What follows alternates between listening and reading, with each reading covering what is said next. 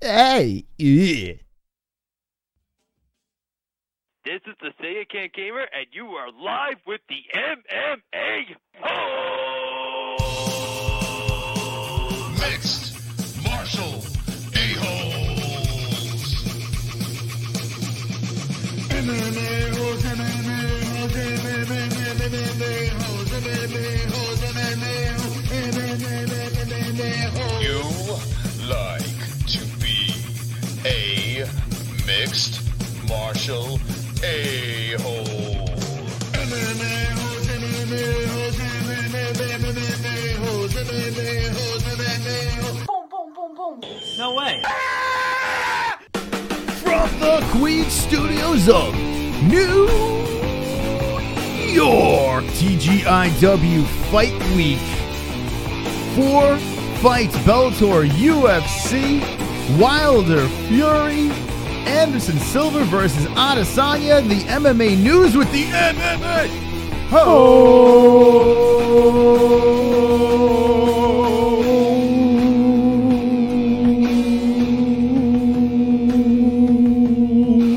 I see MMA Holes in the chat. Double JLW with the MMA We Holes. haven't seen JLW in a while. What's up, JLW? Everyone in the chat immediately right now drop in the MMA Holes like a bunch of motherfuckers. It's Wednesday night, 2 hours strong, hump day.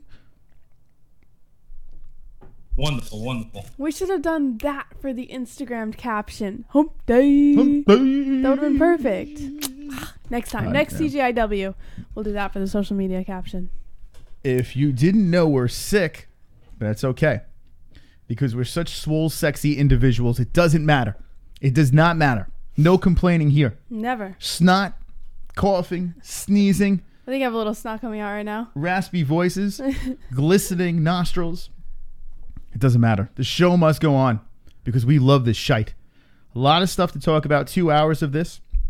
And before we went live, I was watching the press conference of Wilder Fury.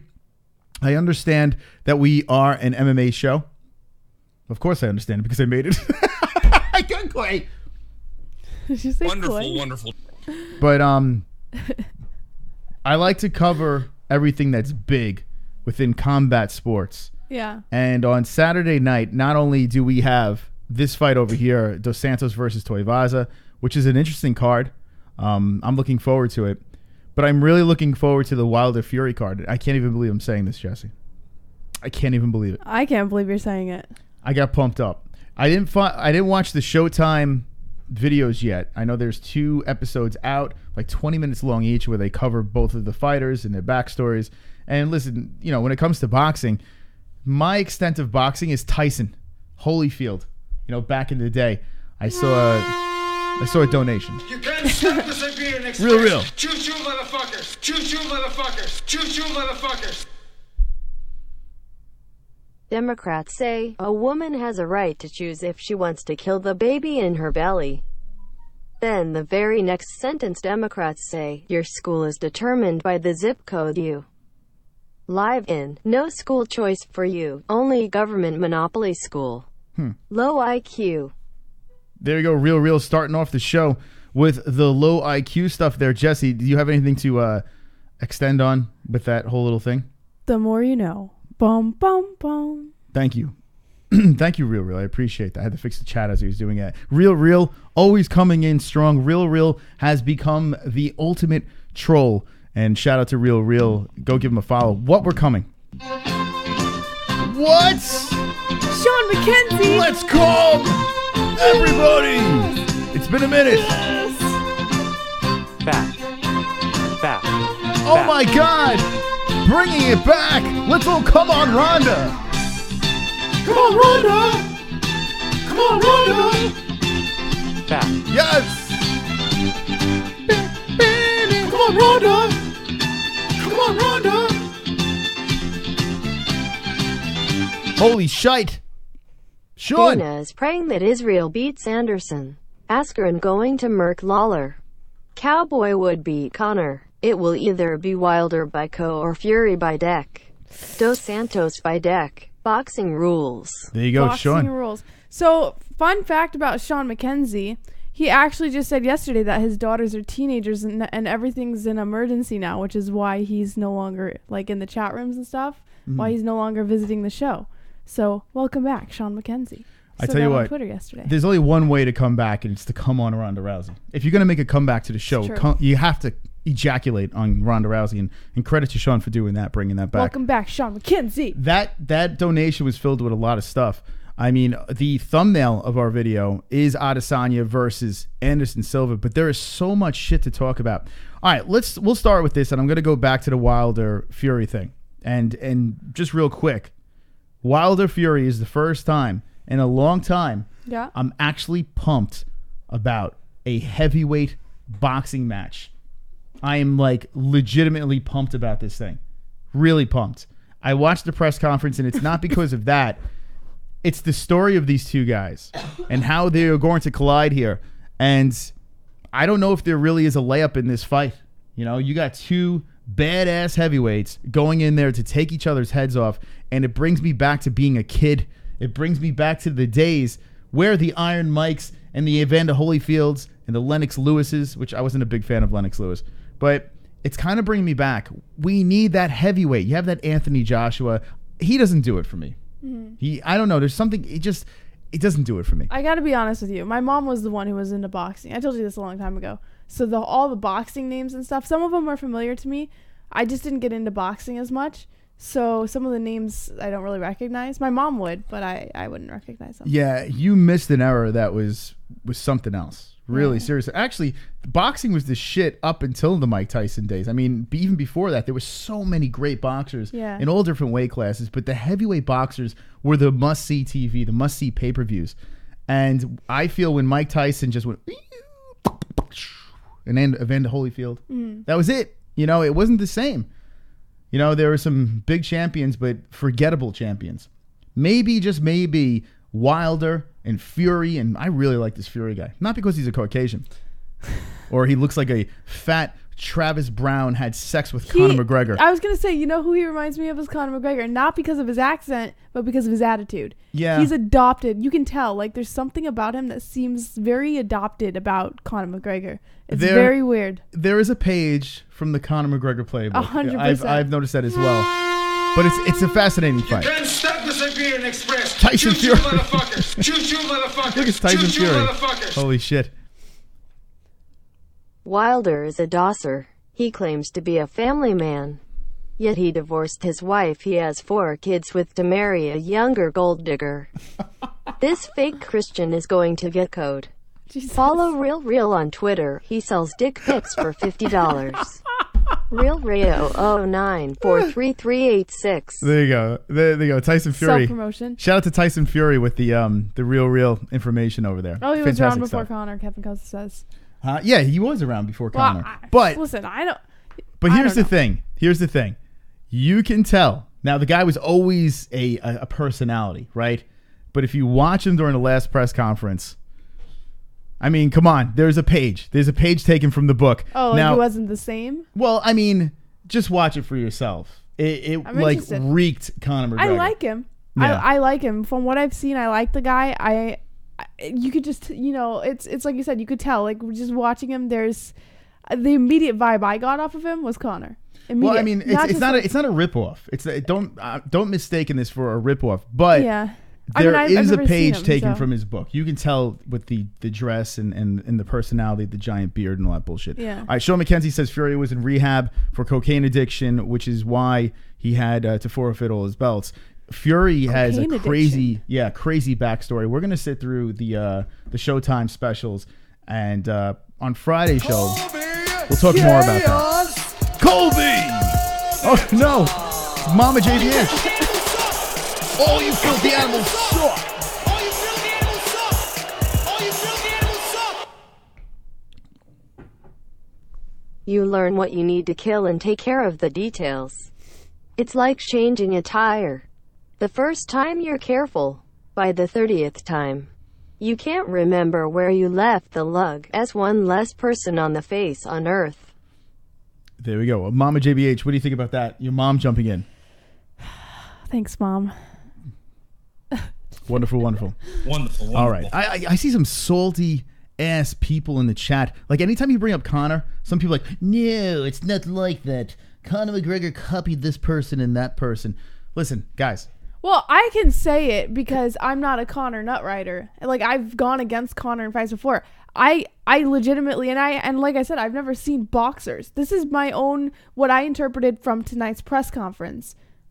He reminds me a little bit of Conor. It's just fact. He just reminds me of Conor. Conor copied Muhammad Ali, right? There was Muhammad Ali and what he did. Conor took what Muhammad did and took it to the next level, right? Conor went to another level with his dress and his bizarre antics, but he did it in a smart way. Yeah. A smart attack at going at people. And what I noticed here, and I'm not saying, listen, I'm not trying to say Tyson Fury is a ripoff of Conor. That's not what I'm saying. What I'm saying is Conor became a superstar in this era. Yeah. And a lot of people in the MMA world don't know who Tyson Fury is. I didn't know who he was. Seriously, like a lot of people don't know who the fuck the guy is, right?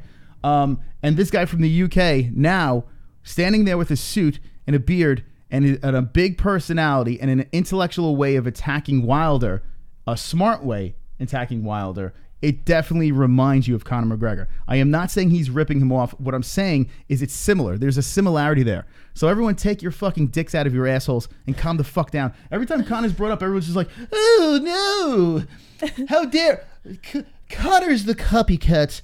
Conor, oh, blasphemy. Conor, how dare you bring up Conor McGregor? Shove that bottle of proper 12 up your ass, you fucking ass. I mean, it's just, every time you bring up Conor McGregor, everyone's like, oh my God, he said the C word.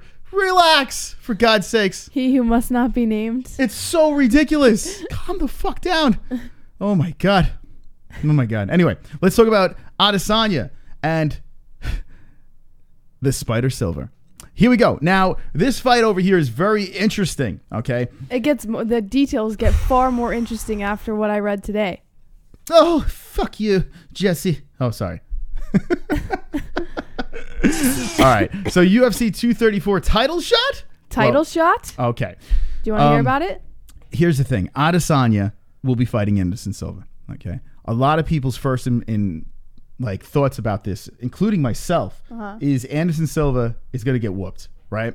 That's everyone's first thought because Adesanya, a rising young star, yes, looks fantastic, and the guy looks like he's on an unstoppable path for a belt. Hold on. What's up, Kevin Costa? That's what we had to stop the show for. Yeah, there's 88 people watching. If I see someone say what's up, I'm going to say what's up back to them. Okay. Give me a peace sign. Now everyone's going to say what's up, and you have to stop and say then I'm what's going to up stop every second and be like, what's up, Ryan Tripp? What's up, David Gallant? Yes, 88 people say what's up to Jesse so we can right, get sorry, it out of the go way. ahead. I'm sorry. I just saw someone say what's up. What was the children's show where they addressed everyone in the audience? I forgot what it was. Like Mr. Roger? No. Oh, it was a children's show back in the day. What's up, Vlad? All right. Super chat Pulse Resurrected. What's up, Van Chipman? Conor is a fan of what NFL team? The Cowboys. I don't know. I have no idea. I mean, since he was running around with the Cowboys. Where did he throw the football? It was at the Giants game, right? No, it was the Cowboy game. Yeah, oh. That's why I said the Cowboys. I don't know. All right, what are we doing? Thank you, Pulse. Thank you. Sean Hart said, what's up, Mossy? You have to say, what's up, Sean Hart? What's up, Sean Hart? How you doing? All right. So, we do have 2 hours. So, should we spend the first hour and say hello to the chat? Should we just do that? What's up, guys? Well, what's up? What's up? Fook the Cowboys. I agree with Sean. Sean, we're on the same page there. All right, Jess. All right, The bit is a little... All right, so here we go. Anderson Silva versus Israel Adesanya. Okay? This fight over here, I'm trying to find a way to angle it where the Spider is going to win this fight. My fandom, my heart goes with the Spider. I would love to see Anderson Silva go in there and like catch him with like a flying knee or something, or maybe drag him to the ground, find a way to get him down and fucking put him into a pretzel, and submit him. I would love to see something like that, old school vintage Anderson Silva, like the unbeatable. Yeah. I would love to see go into that cage and take out Adesanya. I'm trying to figure out an angle here. I'm trying to figure out how can this happen. Long break, 43 years old, not juiced.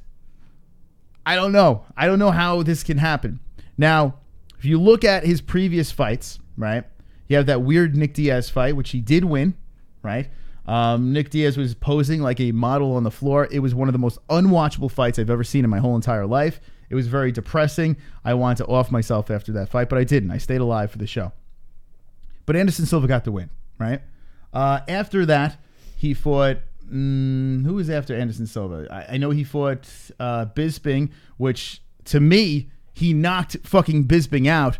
Did you see? Oh, you didn't see that fight. Anderson Silva fought Bisping, right? And in the earlier rounds, I think it was the second round, if I'm not mistaken. Correct me if I'm wrong. Anderson Silva catches him with a knee. Bisping fucking drops like a ton of bricks. Anderson Silva jumps on top of the fence and starts celebrating, right? Bisping wasn't out, but he was fucked up. If Anderson Silva continued to finish the job, Bisping would have been done. What happened in that fight was Bisping wound up winning by a decision. Very controversial fight. Credit to Bisping for somehow pulling his marbles together and finding a way to win that fight, but Anderson Silva won that fight, right? In my opinion. Then you have, what was another fight? The Brunson fight.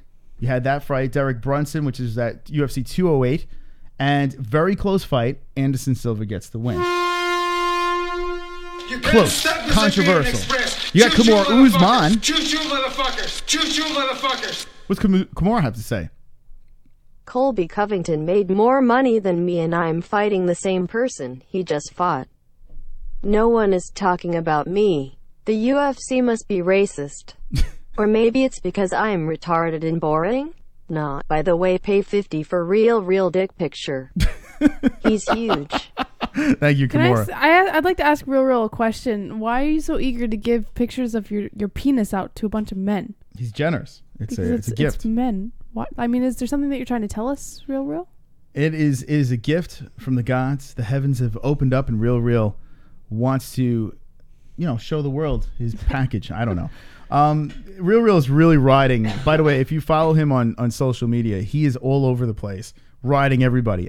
I can't even keep track of who he's going after. Brendan Schaub and but what I don't understand is and then he's sucking off the MMA media's dick. Like Real, you got to stay consistent. Go after the media too.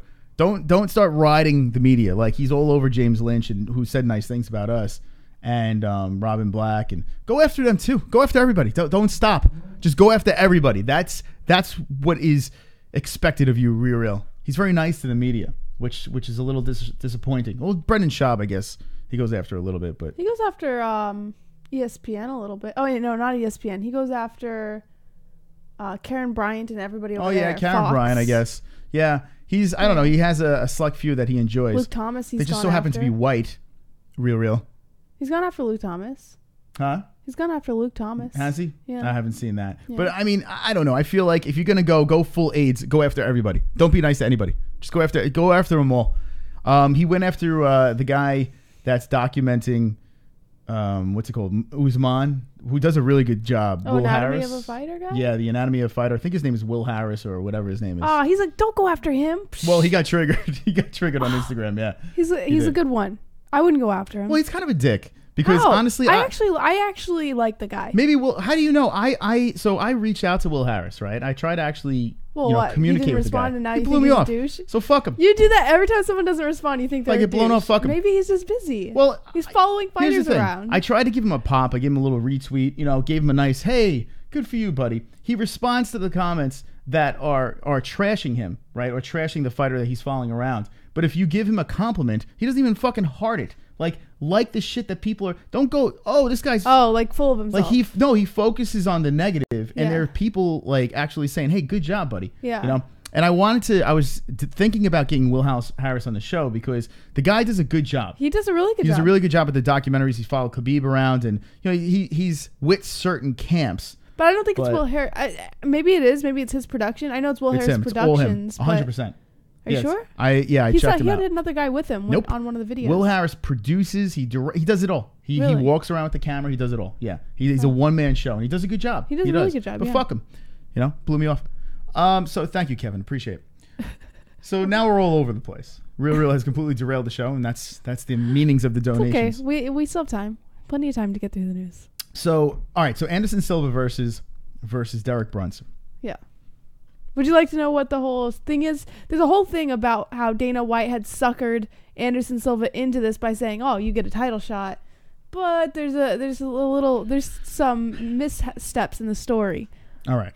So let's get the story and let's talk about this. Listen, there's so many things to talk about. And you're like, MMA-Holes, why would you pick the Spider versus Adesanya?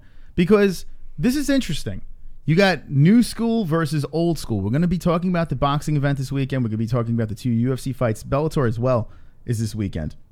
But I do want to touch on this, and let's start up the news.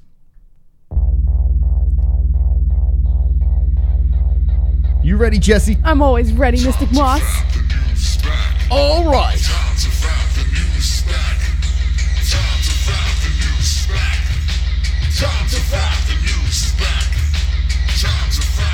Is everybody fapping?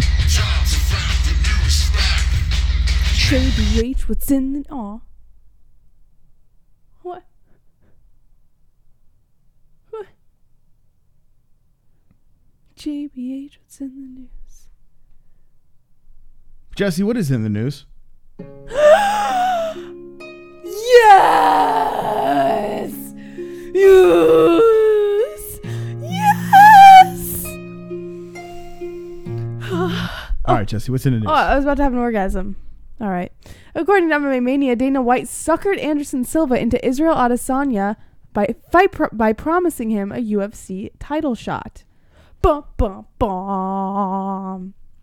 Former UFC middleweight champ Anderson Silva was offered a contract to fight Israel Adesanya at the upcoming UFC 234 pay-per-view event this February in Australia. He said no. Initially, Anderson said no, and I was kind of like, fuck. I mean, it's kind of good. I don't have to kill my hero. This is what Adesanya said.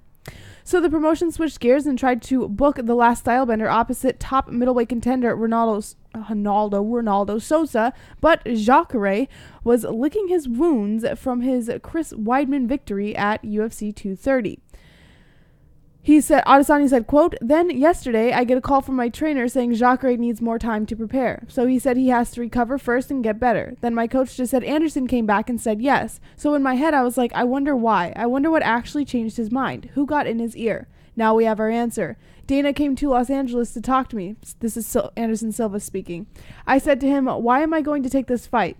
And Dana said, you win this fight, you go to the title belt. I said, okay, now you're talking good business for me. At first, I talked to Dana about the fight with McGregor because McGregor challenged me. Maybe that will be my second fight after this layoff. We'll see. McGregor sounds like he's game." The Adesanya fight was not made without criticism, as the 15-0 kickboxing phenom is still just 29 years old and in the prime of his combat sports career. Silva, who is 34-8 with 1 no contest, meanwhile turns 44 next April and has competed just once over the last 2 years. A questionable decision win over Derek Brunson, the same Brunson who got smoked by Adesanya at UFC 230.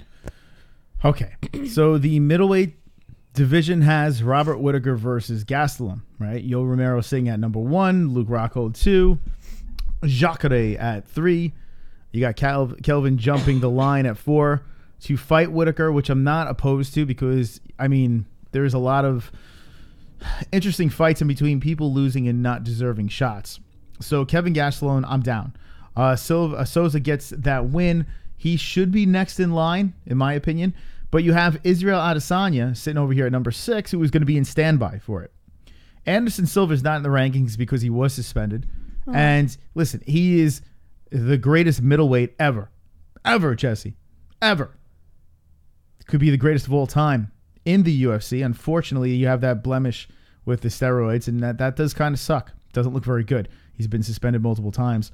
And, that kind of tarnishes his legacy. Yeah. If he can come back at 43 years old and beat Israel Adesanya, and he seems very, very focused. If you watch his training videos, he looks very focused, saying he's going to finish Adesanya. According to the UFC, I'm thinking they're like, well, if Adesanya takes out a legend of the sport, doesn't matter how old he is, he takes out the big name, well, yeah, he is the guy. He is the face of the UFC, and the plan for the UFC is Adesanya to be the king of middleweight. Yes. Robert Whittaker, look out, or even if Kelvin Gastelum could get past him, Adesanya is the man in the UFC's plans. In the worst way, I want to see Anderson Silva stop this. In the worst way, why? I want to see him spoil everything. Why? For one, Anderson Silva is the GOAT. Okay. Right. 2, I like when the UFC's plans explode because now you have the Spider. You have him back in the mix, and then he gets a title shot, right? And it just fucks everything up because he's not going to win the belt, right? Unless we see vintage Anderson. I mean, I don't think we're going to see that. No, we won't. But here's why I don't want to see it messed up. As much as you don't like Adesanya, I could see why you would be on the Silva train, okay? And this is another topic that's in the news right now. Mark Hunt, he's leaving the UFC, he says, because it's still too young and it's not where it needs to be right now. And I think that when it comes to fighters who are younger, like Adesanya, up and coming fighters who do have a hype train or who have some potential in the UFC, it would be extremely unfortunate to watch someone who has already claimed GOAT status from fans, who's 44 years old, who's not going to be in the UFC much longer, to nix all of those plans and then not hold that belt for very long because the UFC needs to grow.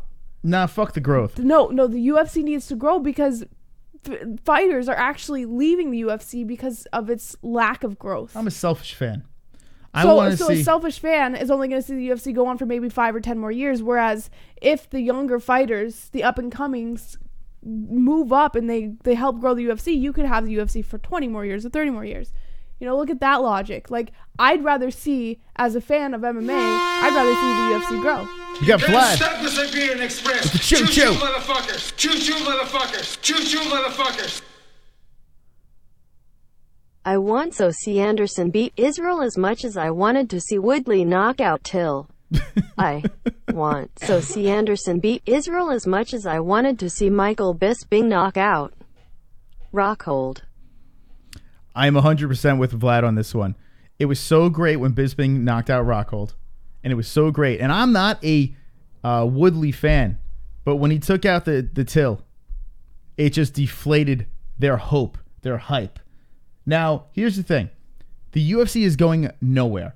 As you've seen with the De La Hoya promotion, there is no threat. Bellator is the closest thing to a threat, and they are miles away. They're not even in the same... The UFC could have fucking Pee Wee Herman versus Barney, and it would still go on. I mean, they brought CM Punk in there. They have Artem Lobov co-maining events, and they're still just doing fine. The UFC is a circus now. You don't think they're coasting? I think the UFC's it's turned into a circus. That's what it is. Exactly. I think they're coasting. I think there's still opportunity for growth, and I think Dana White sees that, and this is Dana White's plan. I think this is how he gets things a little bit more back on track. You know, things are flying all over the place. You got MMA fighters going into boxing and then preparing boxing fights, like co-mingling the two organizations, and you got WWE fighters, and everyone's just going everywhere. It's like you said, it's a circus. This is the perfect plan to get the UFC back on track, to put them in the right direction. I disagree. With the intentions that they had when they first started. This is why I disagree. Because if you go to the rankings over here, Jacare Souza should be the next in line. Not, oops, Spider-Man's, what's he doing? He's dancing over there. No! No! That's all right, a little sneak peek. Jacare Souza should be the next one. Maybe I'm the type of guy that likes the old school. Maybe I am old school in this one, but Jacare is the man, and he beat Chris Weidman, former champion. I feel that Jacare Souza should be the next in line for that belt, Kelvin or Whitaker. Or if Kelvin does beat Whitaker, Whitaker should be able to get a rematch, unless Kelvin smashes him in the first round. Souza lost to Kelvin Gastelum. It would be a redemption fight. That would be interesting to me. Or Souza versus Whitaker is another fascinating one. Didn't they dance? I think Souza versus Whitaker danced as well. Another rematch over there. I would like to see that. A chip on his Souza. Get it, Jesse? Instead of shoulder.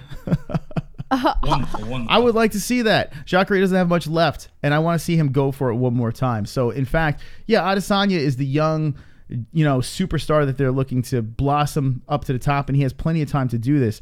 But where he took a step back from me is where he didn't stay on standby for this title shot.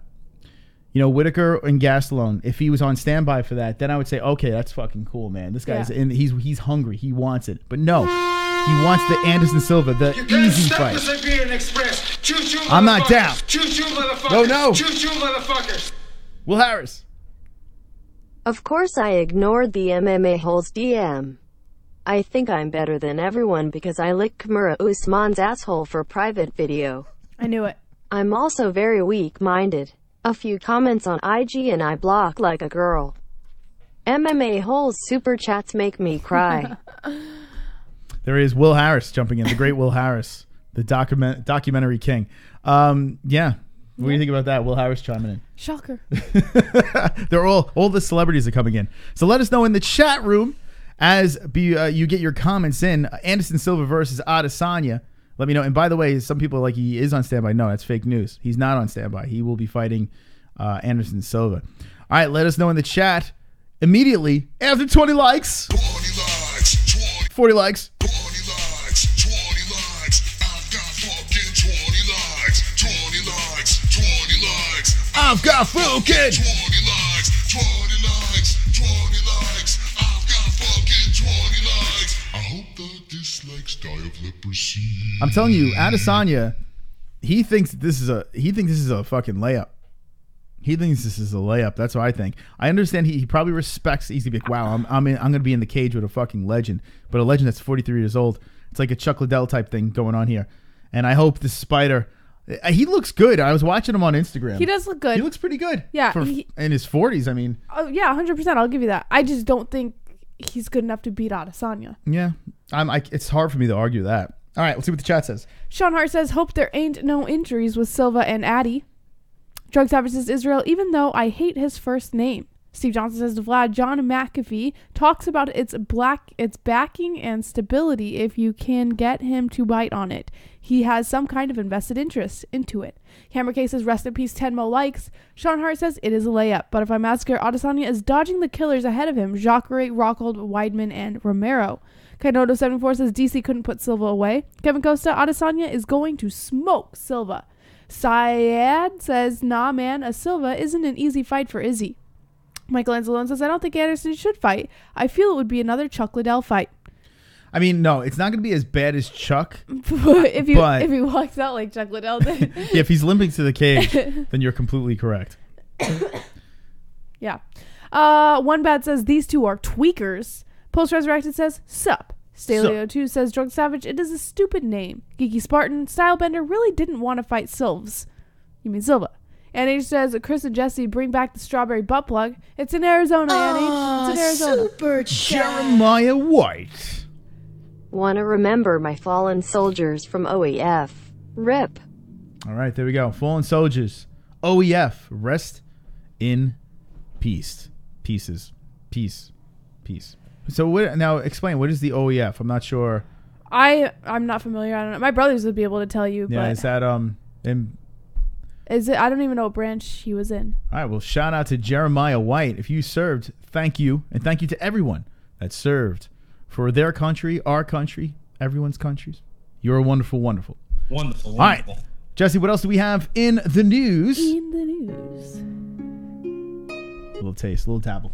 All right, well, speaking of dabble, we dabbled into this a little bit last night during the MMA-Holes Pillow Talk. If you haven't watched that, make sure you tune in, because every Tuesday and Thursday, you never know if we will go live for Pillow Talk, where we share cuddles with you guys and news stories. Dana White says Sage Northcutt is done with the UFC according to MMAnews.com. Despite being on a 3-fight winning streak, the UFC is letting Sage Northcutt walk away. Northcutt made some waves following a trip to Singapore. Super was in attendance for a one championship event. Many took it as a sign. You can't stop the Robin Siberian Black. Express. Choo-choo, motherfuckers. Choo-choo, motherfuckers. Choo-choo, motherfuckers. Robin. I'm Robin Black and here's my 255-word breakdown. After deep and intense study of Kamaru Usman, I, Robin Black, can confirm that Usman is indeed retarded. Bing.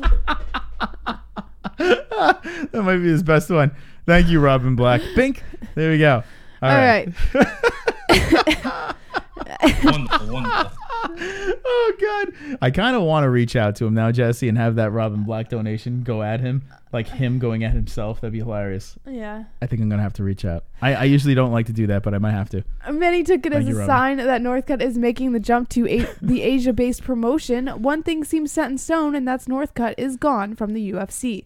Dana White confirmed Sage Northcutt's exit. UFC President Dana White recently appeared on the UFC Unfiltered podcast. During the appearance, he confirmed that Northcutt will not be re-signing with the UFC. He said, quote, "We let Sage go. Sage is young and Sage needs some work. Let him get some work in some other organizations and we will see where this kid ends up in a couple of years. Maybe we will pick him back up again. His contract was up, so we let him go." White's comments are interesting since Northcutt hasn't lost a bout since December 2016. Super is coming off a knockout victory over Zach Atau back in July. Hey, Mrs. Jessie. Hi. Hi, Mrs. Jessie. Hi. Did you hear about me getting cut from the UFC? I did. In fact, I'm talking about it right now. Oh, I'm sorry. I can't. I'm having problems. I'm a little depressed. Why are you so depressed? Well, the real story is Dana White tried to have sex with me. Yeah. He saw my washboard abs, and he was like, "Listen, kid, if you want to come back to the UFC, you got to suck my dick." And you didn't want to suck his dick? Well, I did, but I didn't cup his balls. And Dana White was very Mr. White. I'm sorry, Dana. I mean, Mr. He was very upset about this. Because you didn't cup his balls. Yeah, I didn't cup his balls. I sucked all the cum out of his red cock, but not cup his balls. And did he get upset at you? Or he just... He slapped me. He slapped you. I got on my knees. I was like, "Mr. White, please." But I thought you were already on his knees. On your knees. I got back on my knees because I stood back up after I gulped down his cum, Mrs. Jessie. Yeah. And then I got back down on my knees and pleaded him. I said, "Mr. White, please, please, let me back into the UFC. I'm on a 3-fight winning streak. I'll suck your cock after each and every fight." Sage, are you a virgin? No, I sucked Mr. White's cock. But does that make you a virgin still? Well, I'm not. My mouth has been violated many times from Mr. White. How many times? A gentleman doesn't kiss a suck and tell, Mrs. Jessie. Right. So, but Dana White said that he might take you back after you get some more experience in other organizations. I have experience in sucking cock. I thought that would be enough for the UFC, but unfortunately, it is not enough. Okay. Oh well, off to Bellator. Thanks, Mrs. Jessie. Anytime. Wonderful, wonderful. So there's your Sage Northcutt news. All right. There you go. Jesse, Sage Northcutt coming in with an exclusive. Unbelievable. Unbelievable stuff. So that's the rest of the story? That's about, I mean, that sums it up. Okay. Thank you, Sage. Thank you for coming on. All right. So what else do we have in the news, Jesse? All right. What a night. According to MMAnews.com, Conor McGregor loses driving privileges for 6 months due to excessive speeding. Former two-division UFC champ Conor McGregor will need to get some boots made for walking because he is not allowed to drive in Ireland for the next 6 months. On Wednesday, McGregor had his driving privileges taken away from him for 6 months after he was busted for excessive speeding near his home in Dublin. McGregor was reportedly caught speeding in his Range Rover going 96 miles an hour in a 62-mile-an-hour zone. McGregor apologized at his court hearing and was also fined $1,000 for his excessive speeding. The judge admonished McGregor for his reckless driving, saying, quote, "The speed here is the higher end. Speed kills, and that's what makes speeding dangerous. When speeding goes wrong, the consequences are catastrophic and life-changing. There is no question about that. Sadly, we have lost more lives on our roads because of excessive speeding, dangerous speeds, and other bad behavior." According to the report, McGregor has 12 prior traffic violations stretching back to his teenage years in Ireland.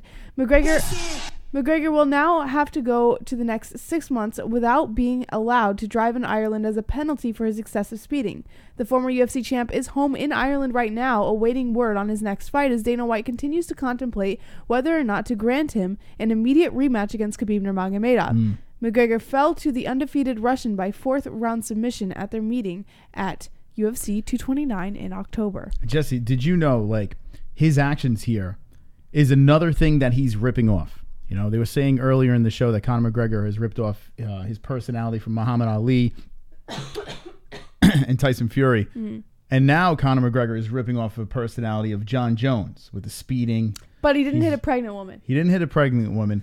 Yeah. The cocaine, right? Yes. There's a lot of things he's doing that's like Jon Jones. And Jon Jones has been praising Conor for a while now. Even in Ariel's show, he praised Conor what? again. What's he praising him for? He praised him on Ariel's show for being basically the only thing going for the UFC right now. He basically said that. I'm paraphrasing, but he said that Conor McGregor, pretty much put the UFC on his shoulders when it came to promoting the sport, right? So Jon Jones always says like very nice things about him, but Conor McGregor's ripping off Jon Jones as well. There is nothing original about Conor McGregor. Even outside of the cage, the man is copying what other people are doing. He's a complete fraud. He's a copycat, Jesse. And this is unbelievable stuff here. Unbelievable stuff. He should be... You know what? The good thing about this, though, is now that his driver, Artem Lobov, can be driving him around more often because he can't drive anymore, right? So Mr. Lobov will be taking him from place to place. All right. What else is in the news, JBH? All right, according to MMA Fighting, Dana White won't temper trash talk in the Khabib versus McGregor rematch, saying, quote, "This is the fight business." Here we go. He won't temper trash talk. Yeah. So, like, he won't tell them to calm down or anything. Right? Okay. What's this about? All right.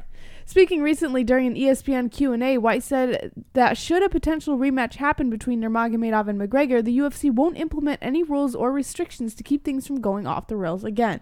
He said, quote, "Well, my philosophy on this stuff is that this is a fight. Since the beginning of time, people have said mean things to each other in a fight, no matter what. Muhammad Ali called Joe Frazier an Uncle Tom, back when that was one of the worst things you could say to a guy. He called him a gorilla. It's going to be a thriller and a chiller when I get the gorilla in Manila."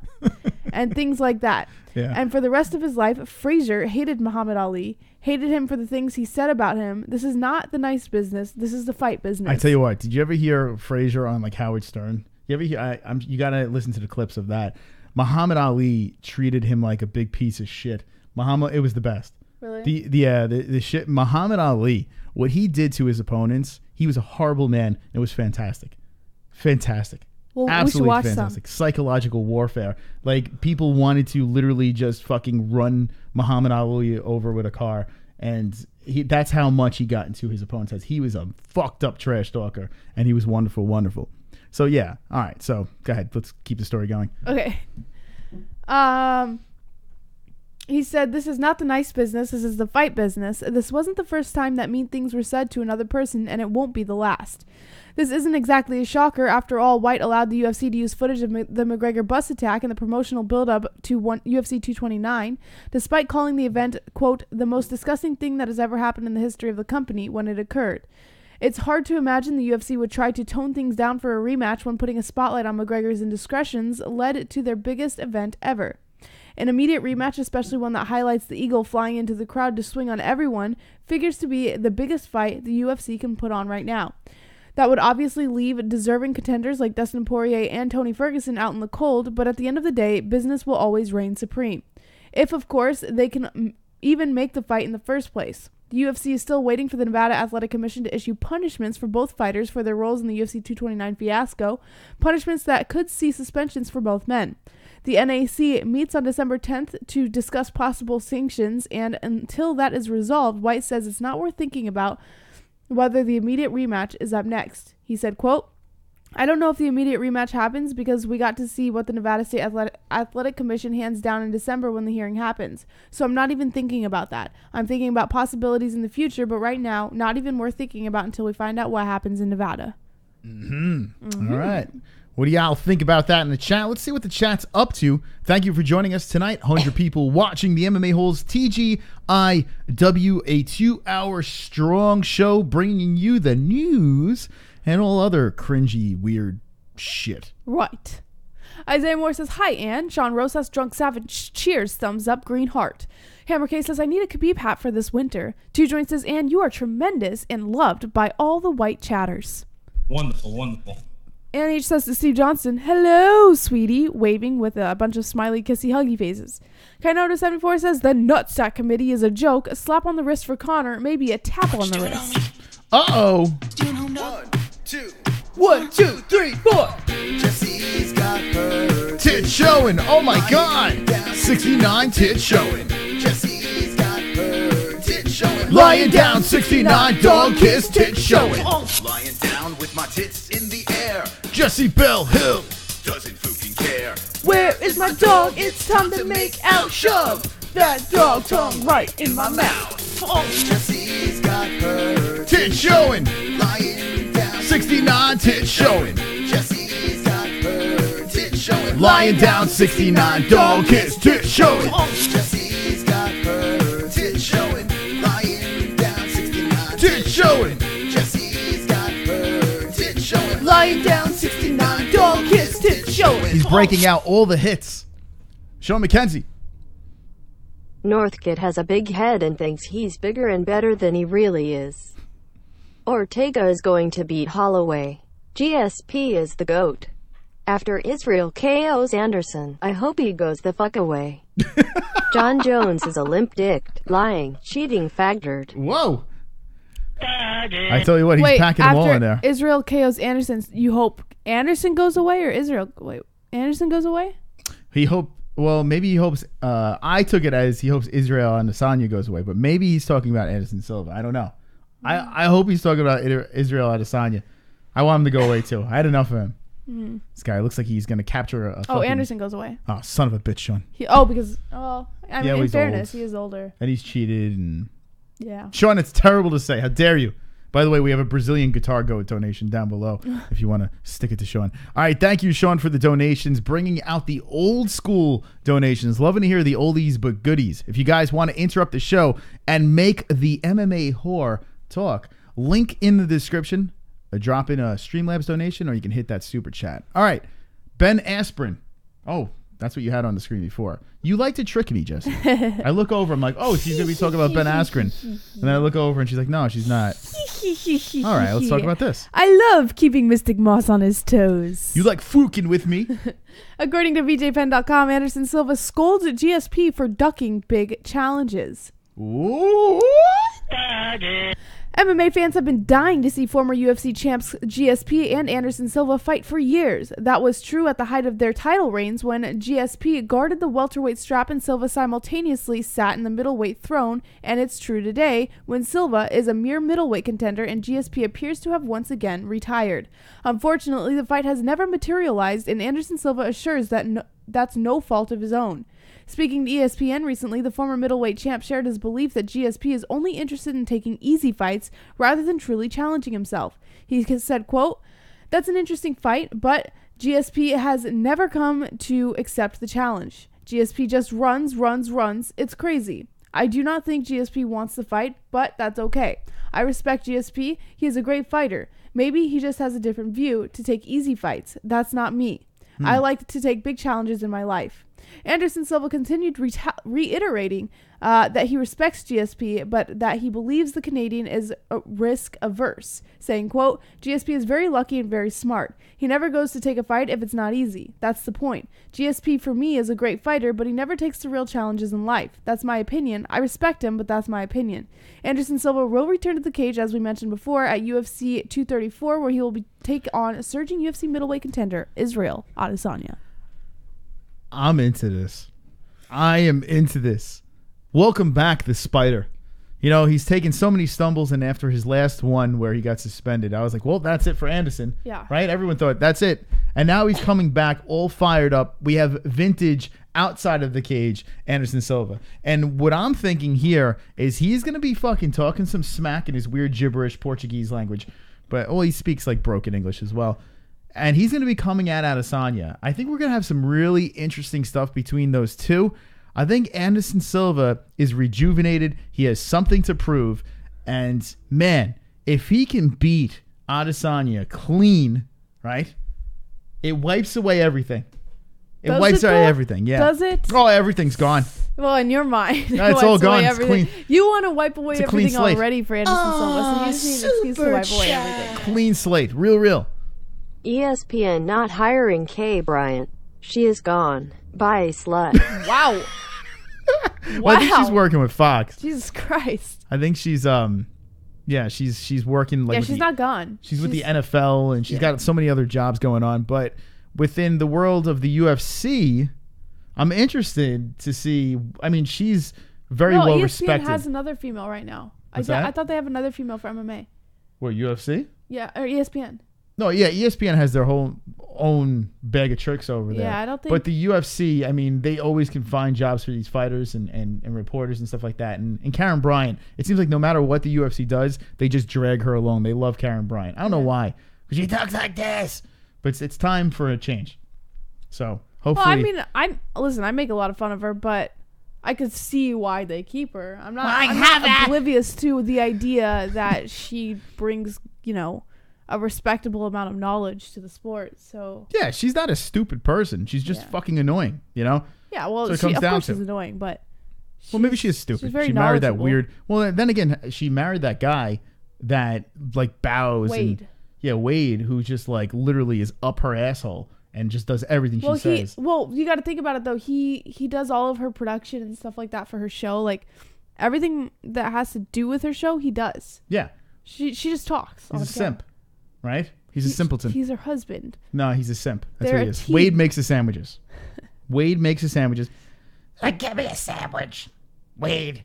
And her voice is just getting all fucking gargoyled and anyway, Karen Bryant.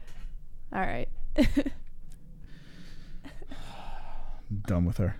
So done with Karen Bryant. So back to Anderson Silva. If he beats Adesanya, the legend's back. The spider is back. All bow to the goat, the Brazilian gargoyle goat, guitar goat. All bow to the spider. Calling out GSP. What do you think about that? These two were supposed to fight. Actually, Anderson was supposed to fight Jon Jones. Back to what you were saying before Real donated. He did fuck up Anderson Silva, and it does tarnish his run, right? It sucks. Yeah. It does suck. It sucks. He's always going to be linked to steroids, just like Jon Jones was linked to steroids. Yeah. But Jon Jones is beloved, and he gets a couple of wins and grabs that belt back, and everyone loves Jon Jones again. Yeah. You're as good as your last fight. And if Anderson Silva comes back at 43 years old and rattles off a couple of wins, gets a title shot, people forget everything, So we'll see what happens. It's fascinating. If you're going to ask me, Mystic Moss, who do you have in this fight? It's hard not to pick Adesanya. It's hard. But I am rooting extremely hard for the spider. Jesse, what else do we have in the news? All right. According to MMA Mania, Mark Hunt is letting the UFC go because it's young and needs some work. What was the story? I'm sorry, I wasn't paying attention.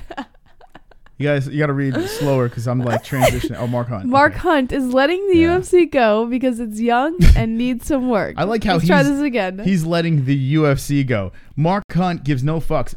Keep in mind, Mark Hunt is like the heavyweight Artem Lobov, right? He's got the same record as like Artem Lobov, yet he's well respected. But Artem Lobov, maybe he is Artem Lobov. Maybe he is the Artem Lobov of Australia, right? Sure. The Australia Lobov. I don't know, but Mark Hunt's a badass. Love the guy, and he's letting the UFC go. Okay, let's find out about this. All right. UFC has shown flashes of brilliance over the last few years, but it also suffered some embarrassing setbacks. And let's face it, the promotion is just 20-something years old and still needs some work. That's why Mark Hunt is letting it go. The good news for MMA fans is that the Super Samoan... Speaking of Artem, You can stop Mississippi Express. Choo-choo, motherfuckers. Choo-choo, motherfuckers. Choo-choo, motherfuckers. New Zealand, thank you. Appreciate it. Karen, I cucked my husband. Bryant let Rampage act like he was motorboating her titties and hugging up on her while the husband filmed it. He didn't even say anything. Well, probably got a hard on. What though? I have to say, and I've witnessed it. Like I've had friends who are in relationships where like it's really bizarre, like they could talk, like the girl could be like doing some weird shit with some other random dude, and the boyfriend could be right there and not give a fuck, but like they're cool, like they have like this weird understanding, like it's really bizarre. If I saw some chick doing some weird shit with you, I'd rip her fucking head off, but relationships are different, so I can't really judge them on that. If someone serves me something at a restaurant and gives me a smile while they serve it, Jesse jumps on their back. Okay, like a banshee. I'm going to take like 2 seconds here. I'm going to take 2 seconds away from MMA and explain this situation. Nah, you don't have to. We went to a restaurant, and the waitress did not just smile at you. She was like, Whoa, Jason Showers is in the chat. Chris, Look at my boobs, Chris. That's a day in my life. Smile, Chris. I can't leave my home. Fuck? Of course I didn't like her. Okay, thank you. Of course. I can't leave. Jesse, here's the thing. I'm mystical. My beard's perfect. When I leave, these are the things that I have to deal with. It's a... Anyway. So, yeah. This happened with Karen Bryant, and basically motorboating, Rampage was all over this guy's wife. Yes. And he was behind the camera like... Now, in fairness, Rampage would probably squash Wade. Like, Wade wouldn't have a shot, right? And what does Wade do in that situation? Karen Bryant's reporting. Rampage is getting... a little ridiculous. Now, I don't know if it was live or if it was pre-recorded. I can't remember if it was live. If it was live, I mean, I don't know if I could handle that. I think that would be a problem for me, especially if if she's getting motorboated in front of me. I think I'd be a little pissed off. Now, he's a cuck. I'm trying to see the other side of the story, but no. He did, I mean, what Rampage did, and he did it twice to Karen Bryant. It's just creepy. Well, Vlad says, yeah, but as a man, you should have enough self-respect to say something. You should. I could agree with that. You should. No, I can't argue that. I like to play devil's advocate, but in this situation, I can't. And are you watching Tough tonight? Yeah, I guess it's on. No. We should be watching since the finale is, actually throw it on. All right. The finale is on Friday. What channel? We'll be reacting to the Tough finale. I don't really care about Tough that much. What's tonight? Isn't the heavyweights, aren't they done? Don't we know who's fighting in the heavyweights? I don't even fucking know. Tough is dead. That's it. I mean, no one cares, right? What, you better? Don't make me come over there. By the way, check out Jason Showers. Jason Showers. He's in the motherfucking Fox chat. Sports 1. Thank you, Jason. The Hertzman. Go check out the Hertzman. Go give him a follow. Go plug yourself, Jason. FS1. Here we go. Oh, it's the ladies. All right, so I'm down for some girls. Girl on girl stuff. All right, as Jesse pulls that up on our TV over here, we'll watch a little bit of Tough. Let's look into the chat room and see what's going on. I was afraid for my life. He had a gun. Had to, says Piggy. No, it's ladies. Tough was good this year, says Ann H. Tough can lick my balls. Wait, Lick my balls. college basketball is on tonight. What are you talking about? FS1? Yeah, but it's probably on. Oh, actually, it should be on now. It says college basketball 8:30 to 10:30. Go to the guide. You have to go down to the guide. Let that guide load up. There it is. Now you scroll down to Fox Sports 1. Jason Showers is lying to me right now. Tough should air on YouTube. It's on at 10, but it says until 10:30 college basketball. That's the beauty of Fox Sports, and I'm curious when ESPN takes over the UFC if this is going to be a problem. Like, you have basketball, you have college basketball, and always rolls into Tough in the live events, and the UFC gets bumped all over the place, and it gets fucked up, and it looks like that's happening tonight. Where are you going? You gotta go to F. I'm going to F. Oh, okay. I see you in letters that are way beyond F. That's because it was on N. All right. Let's just, Jason, if it's not on right now. Here we go. No, just click college basketball because that's what's live, and then it should go into Tough. Okay. So we're going to watch a little college basketball for a sec. Suns Thank Clippers. You. Finally, a very small reason to add hours to my television machine, says Steve Johnson. Fuck God. All right, 106, welcome to the show. If you have not liked this video, you can lick my fucking balls. Lick my balls. All right, Jesse. All right. What else do we have in the news? Well, actually, we didn't even get to Mark Hunt. Yeah. All right, let's talk about this. We got really sidetracked. All right. Here we go. Mark Hunt is letting the UFC go. The good news for MMA fans is that Super Samoan is going to continue fighting up to 5 more times. He'll just compete for an organization that has its shit together and doesn't give cheaters world title shots. Now, wait, hold on a second. Mark Hunt wants. No. Mark Hunt wants to leave the UFC because he doesn't want cheaters to get title shots and then go to organizations where people are juiced to the gills. Nah, that's not true. There's more lenient. There's some organizations. It makes no that fucking sense. It makes no sense. This is a man that's fought against roid heads his whole fucking career, and he thinks leaving the UFC and leading USADA, he's going to fight guys that aren't on steroids. We watched Oscar De La Hoya's promotion, and there were dudes with traps above their fucking head, and Mark Hunt thinks he's going to be leaving the UFC. He has brain damage, Jesse. Where is he going that's going to be safer than the UFC? I'll let you know. All right, please help me out. I want to throw... Is he going to play fucking hopscotch? Where is he going? Maybe they can work together in a couple of years after the UFC gets some more experience. He said, quote, I want to compete 5 more times at least because I still have the fire inside of me to do it and go from there. Of course, I feel like there's more to do. Half the guys I lost to are freaking cheaters. There's so much more to do, but it's not my call. I never got the opportunities. After Derek Lewis, I got number 7, number 9, and now I've got number 13. Fuck it. I'm not going to get another shot, and that's the way it is. I'm done with it. I'm at peace with it. They're giving you a layup fight because it's your last fucking fight on your contract. So they're giving you a layup fight in front of your home country, Mark Hunt. Knock the guy out and go away. Now, I like Mark Hunt. He's a fucking beast. I always root for the guy when he fights. But stop fucking complaining. Go ahead, Jesse. Oh. Karen Bryant. You can't stop the Siberian Express. Choo-choo. Motherfuckers. Choo-choo, motherfuckers. Choo-choo, motherfuckers. Nice. Sip. Can you blame me? I had to marry a cuck. How else am I going to suck cocks to the top of sports media? I'm getting old, but my mouth never teethes. By the way, I'm really stupid. I think Brazil is a race. But that's okay. As long as I can suck cock, I'm good. That's not true. This guy's not a cuck. And we're building our way up to the top. I'm liking Karen Bryant. I'm liking her better after tonight.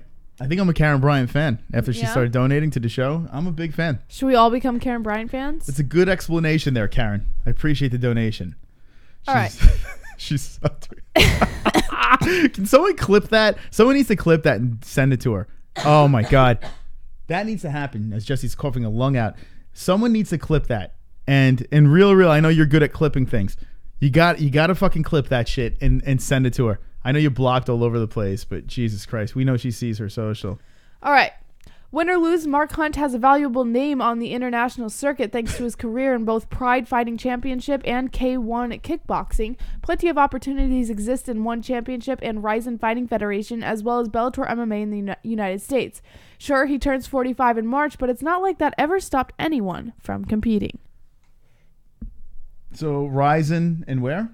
Ryzen, Bellator, or One Championship are 3 of the top.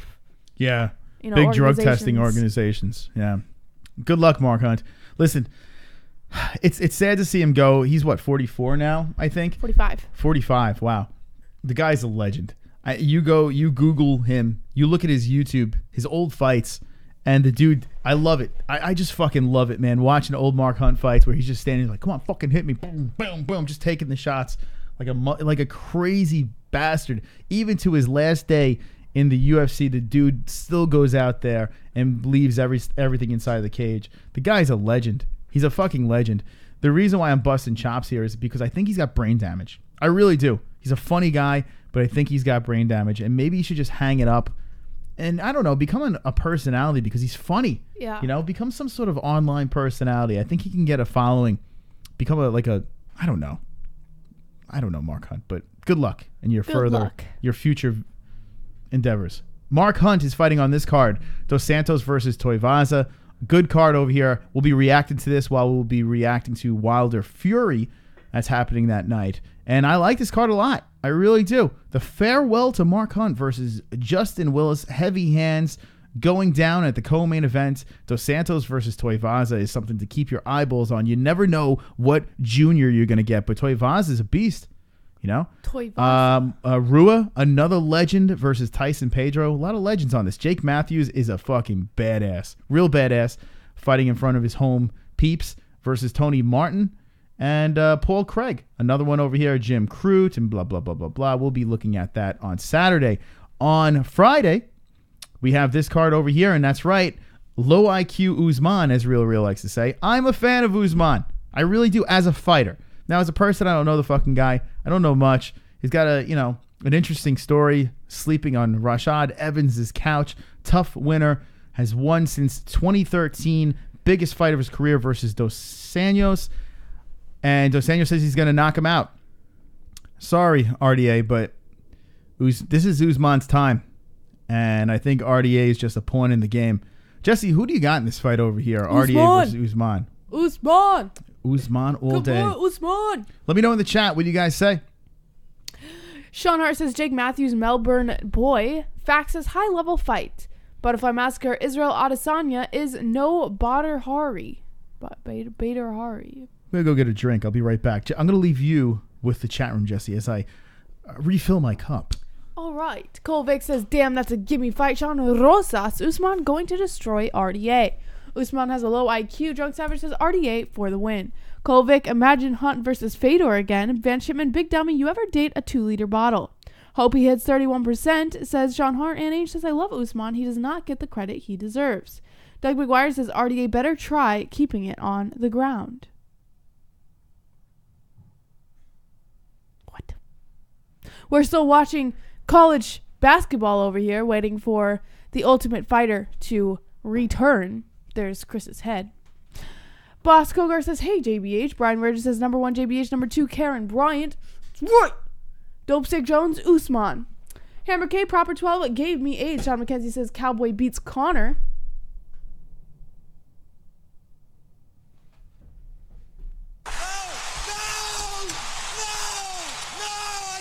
Kevin from Chicago, Usman is a filthy animal. Cole Vick says Rashad was getting $280K a fight. I'm sure his couch became a bed.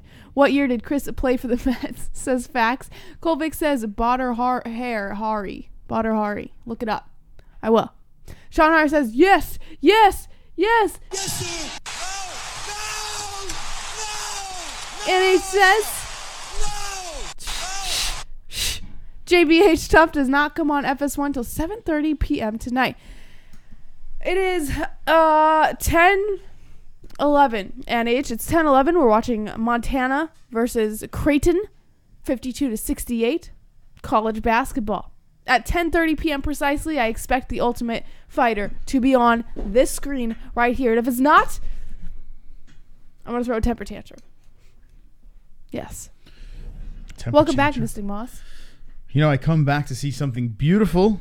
20 likes. 20 likes, 20 likes. I've got fucking 20 likes, 20 likes, 20 likes. I've got fucking Let's 20 go. likes, 20 likes, 20 likes. I've got fucking 20 likes. I hope the dislikes die of leprosy. All right, ladies and gents, thank you for joining us tonight. That's right. Four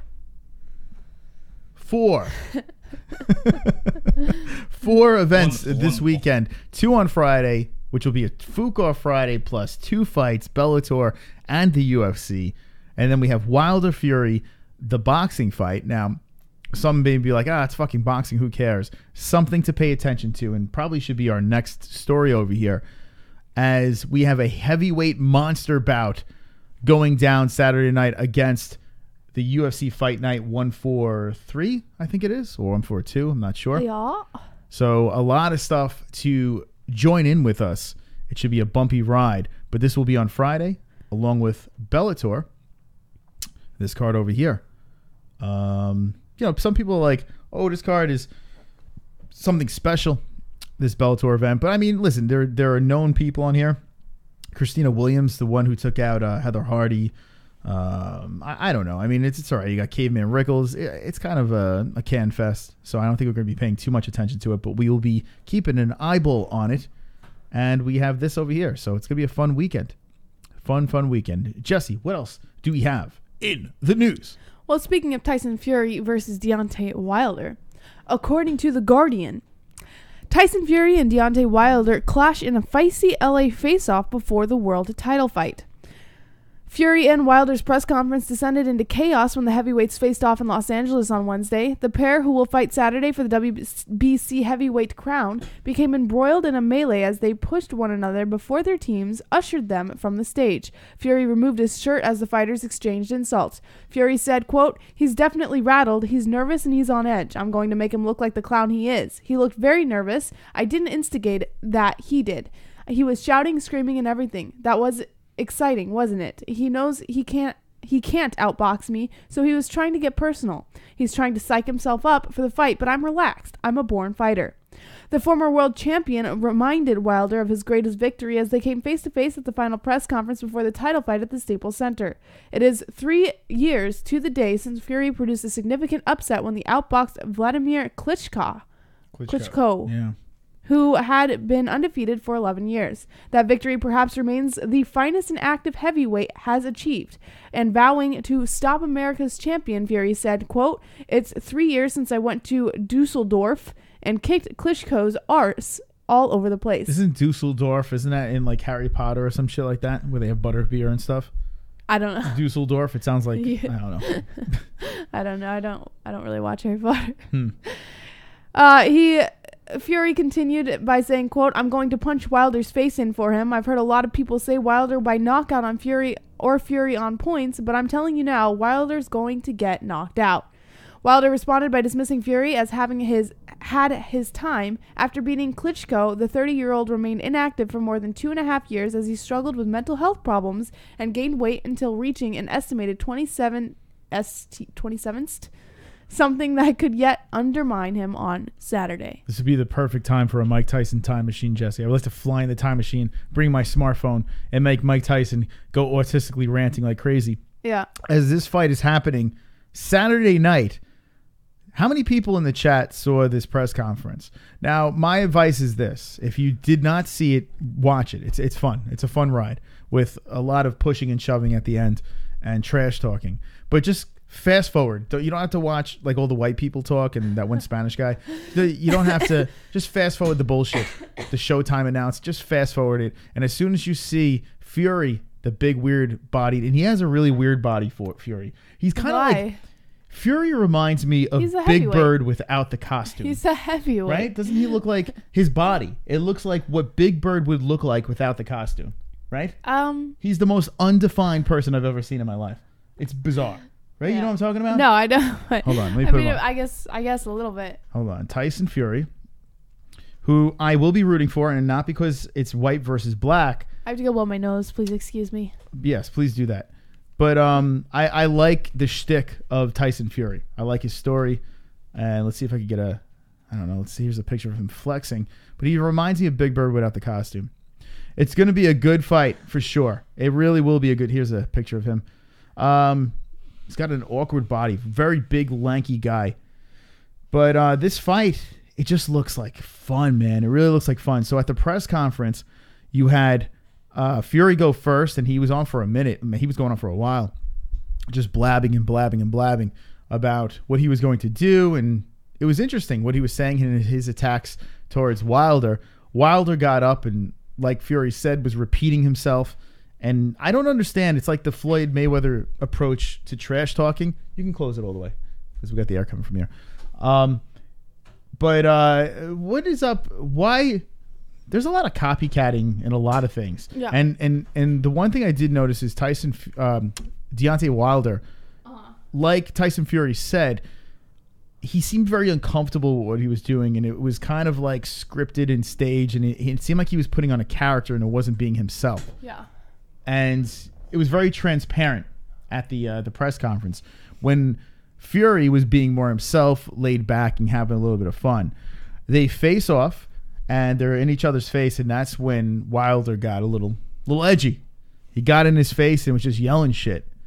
And then there was this weird, awkward push that could possibly have been staged, and this is not really a scuffle. And then the best part about it was Tyson Fury starts taking his clothes off, Jesse. He starts disrobing. Now, I don't understand. I've been in a lot of bar fights, and it's probably why I'm stupid.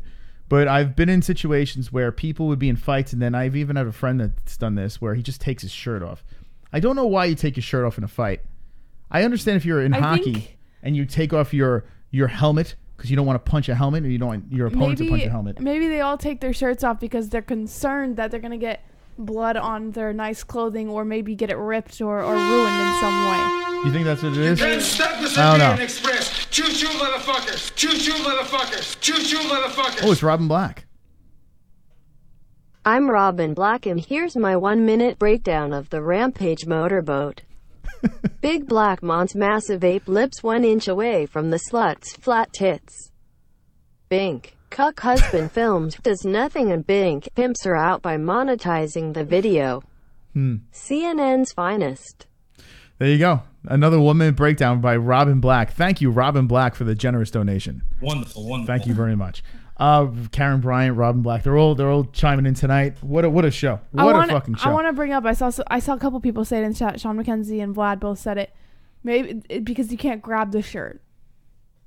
Here's the thing. Like, that would if make sense. If you're in a fight, though, at a bar, like a bar, there's no rational things here. Like, if you're at a fight, you're running on adrenaline. You're not fighting fair. You're clawing, you're grabbing, you're fucking punching, you're slapping. You don't even know what the fuck's going on. I mean, I've been in some sloppy fights. I'm like, stop it. Stop.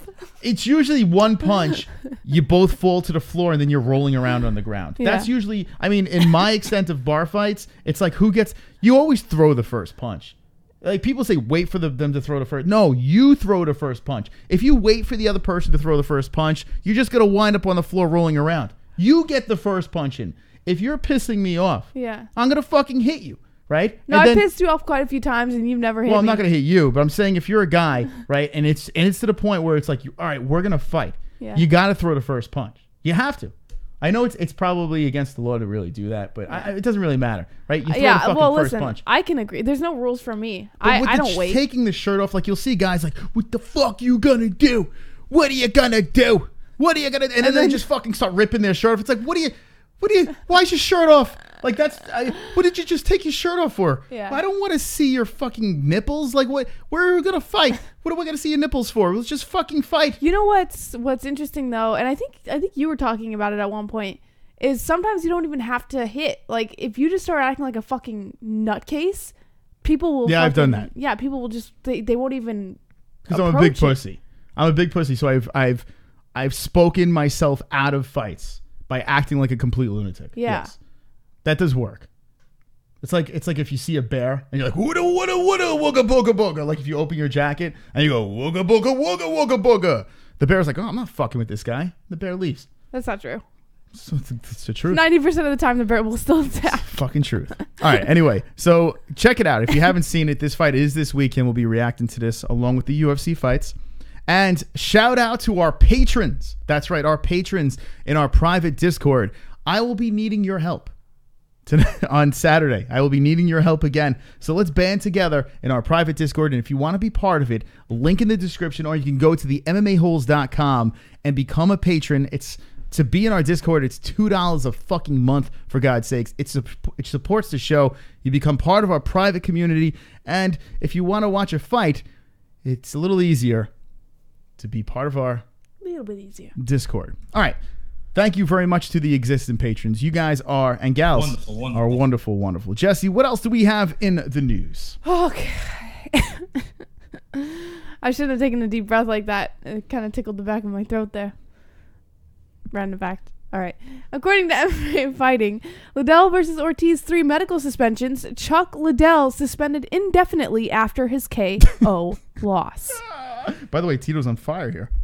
Yeah, Chuck Liddell indefinitely. Yes. Means never step back in a cage ever again, please.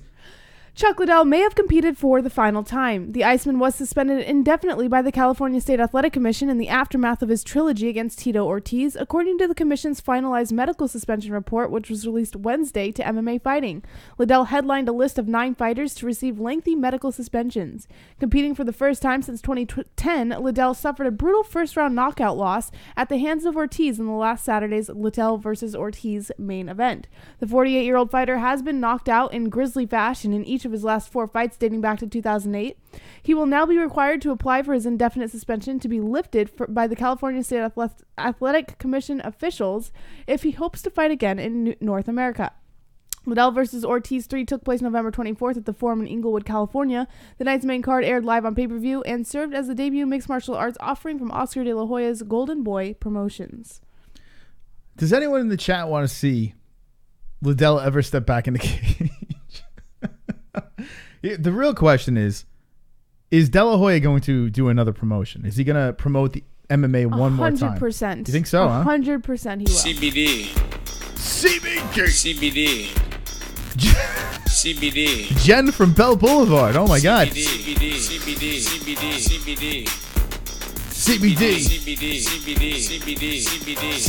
Everybody smoke in the chat. CBD. It helps with healing process and inflammation and stuff like that. So you wanted to get these for before, after the fight, training, and make your life a better place. Make your life a better. Nate Diaz, Jen from Bell Boulevard. JBH, you need to know the truth. I've seen Mos in many Bell Boulevard bars chatting with hookers. And never once did he get into a bar fight. One time he slapped a trans girl and ran out crying, but that was it. And later he came back and got her number. You know what's funny is that sounds like something you would do is later come back and get her number. The funniest part about that donation, and thank you, Jen from Bell Boulevard. I appreciate it. I know a Jen from Bell Boulevard. I don't need to know. I actually know. No, she's married to my friend. She's married to my friend, but she used to go out. New Yorkers, it doesn't. It's New Yorkers. I never weird. had sex with her. I never made out with her. I don't care. I don't need to know. It's a friend. I don't care. She has like 4 kids now. But I know a Jen from Bell Boulevard. It's actually pretty funny over there. Look at that. Maybe, but the whole donation was true, completely true. All right, what else do we have in the news? My mom's in the chat. What up, Priceless Mom? Jen? She says priceless Jen. Thank you. My mom saw that. Jen from Bell Boulevard. Thank you. Fun fact: your mom was there. I bet you. You know Jen, what? She would have been there. Jen, and your mom. My mom is that woman. she would have been there. She would have seen it.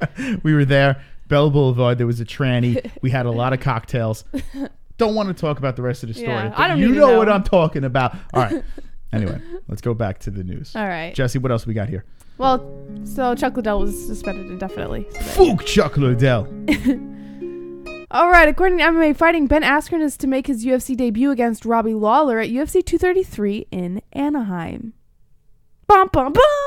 Do you think the chat is on, they're on their best behavior right now, knowing what your mom has done to people back in the day? Absolutely. Okay. 100%. Now, Jesse's mom, we spoke about how you used to serve this country. He made up an entire story about you. No, it's not true. We great. spoke about how many people you took out, how many people you decapitated in the trenches, all nationalities, races, doesn't matter.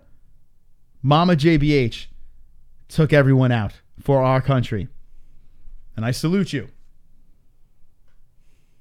No one bad. My mother is older than Chris. All right.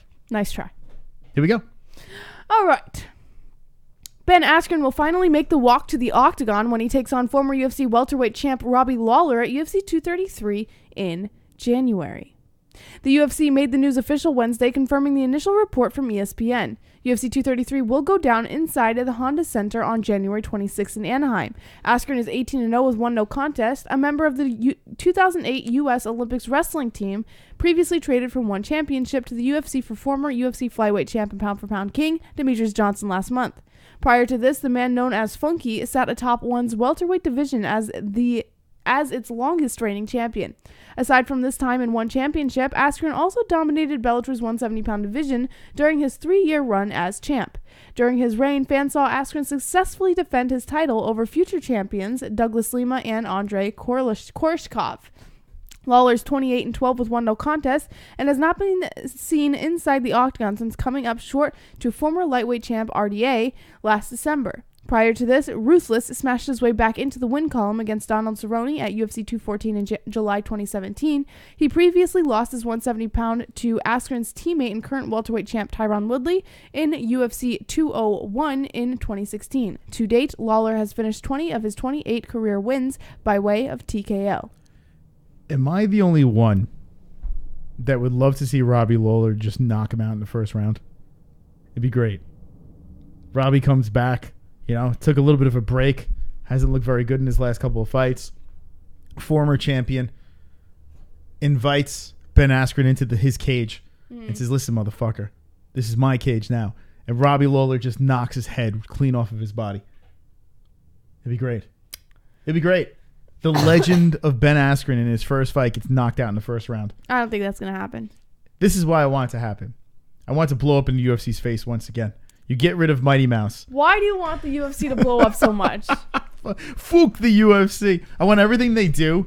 Like this. You're an MMA fan with an MMA show, and you're saying fuck the UFC. Fuck the UFC. This is the MMA-Holes, not the UFC holes, right? I know we cover 90% UFC stuff here, but I like watching the UFC fall on their face. And to see Ben Askren, and I don't hate Ben Askren. I actually kind of like the guy. I think he's funny. But to just see him come into the cage, right, and just get his head knocked off by Robbie Lawler, and it was like, whoa, okay, 18-1.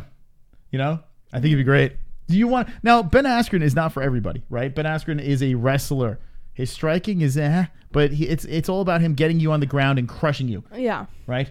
I don't think Lawler is the same Lawler anymore. Well, we thought that a couple of times, and I'm he reinvented not himself. convinced. I'm not convinced, and I honestly think that Ben Askren is going to come in and whoop his ass. Yeah.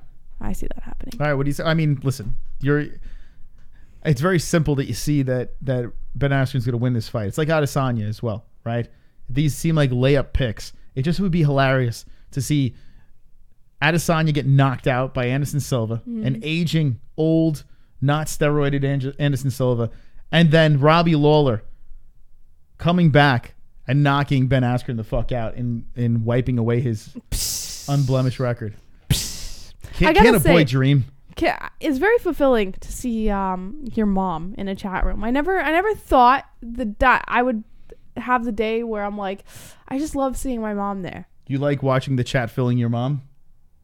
Yeah. I'm just saying. Oh. What, is that what you It's said? nice to see my mom in the chat. Oh, your mom in the chat. It's nice to see that everyone respects my mom. Respecting your mom. It's nice to see that everyone respects my mom. It is very nice. Yeah. Welcome, Mom. And the JBH family. You are all wonderful, wonderful. Wonderful. All right, Jesse, what else do we have in the news? She's a pure saint, my She's mom. a saint. Everyone say hello, Mom, in the chat immediately right now. We have 103 people watching. And now is the time. Everybody in the chat, say hi, JBH Mom. Hi, JBH Mom. Everybody in the chat, say hello, JBH Mom. Hi, JBH Mom.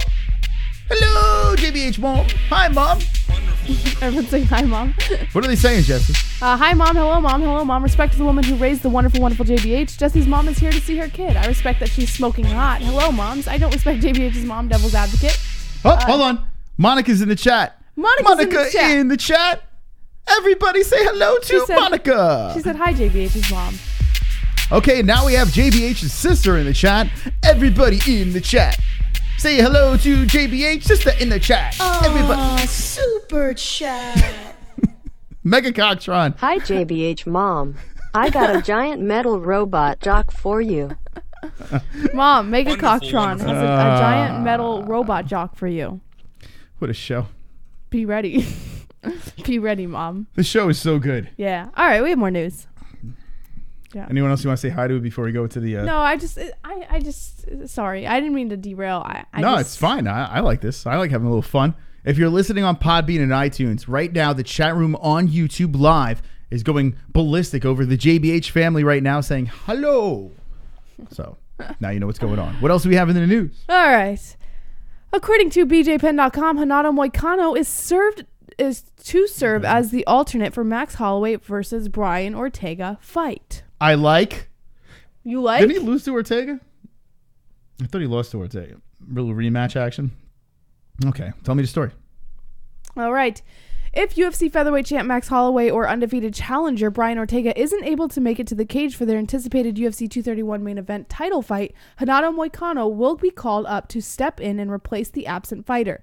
The streaking Brazilian featherweight contender will fly to Toronto, the card's host city, and weigh in as an understudy, according to ESPN. Real quick, before you keep going, Sean McKenzie wants Monica to ride his cowboy cock in the chat. What do you think about that, Jay? I'm pretty sure he didn't say that. Well, he said save a horse, ride a cowboy. That doesn't mean anything. Maybe future love, Jesse. Yeah. Maybe. We can double date with Sean McKenzie. Please stop. Okay. My sister is an innocent little angel. So is Sean McKenzie. Okay, good. Moicano was originally expected to battle Mirsad Bektic on the anticipated card, but unfortunately this bout was nixed when Bektic sustained an injury. Though the promotion apparently sought a replacement opponent for him, they ultimately decided to simply fly him into Toronto as an understudy. A cumin. This is a practice the promotion has adopted recently, most notably when Alexander Volkov was pegged as an alternate for Daniel Cormier in Stipe Miocic's UFC 226 title fight, and when Kimura Usman was named the understudy for Tyron Woodley versus Darren Till's UFC 227 title fight. News of Hinata Moicano being named an alternate from the UFC 231 is welcome, given the trouble that has plagued Max Holloway's recent career. The featherweight champion has been scheduled to fight 3 times in 2018 against Frankie Edgar, Khabib Nurmagomedov, and Ortega, but has unfortunately not made it to the cage for any of these matchups due to various issues. That being said, Holloway has been adamant that he will show up to fight Brian Ortega at UFC 231.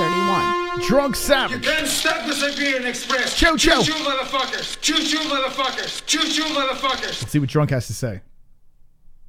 JBH's mom.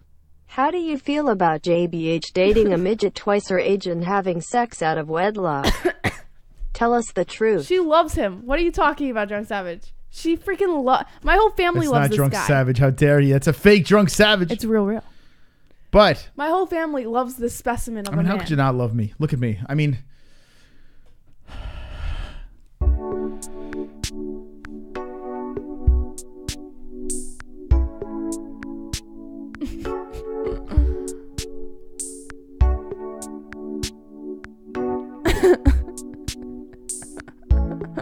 Stop.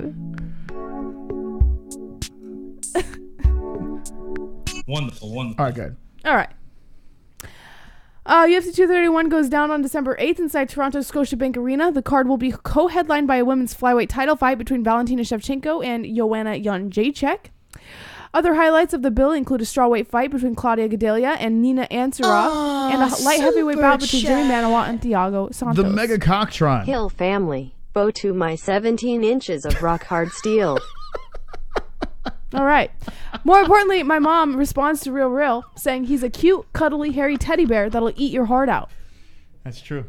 I will viciously eat your heart out. She'll eat your heart out. Thank you, Mama Hill. We love you. We love you very much. And Mega Cocktron as well is fantastic. Wonderful. All right. Wonderful. So Moicano, I like this. I like this whole standby I like stuff. it a lot. You know, listen, Moicano filling in is not something that's going to be like, oh, I can't wait for that fight, but at least we have something. You know, if something falls off, if Max Holloway, knock on wood, if something happens to him, we see the rematch over there. It's not something I'm like, oh, I can't wait for Ortega Moicano too. Yeah. But at least we have something, right?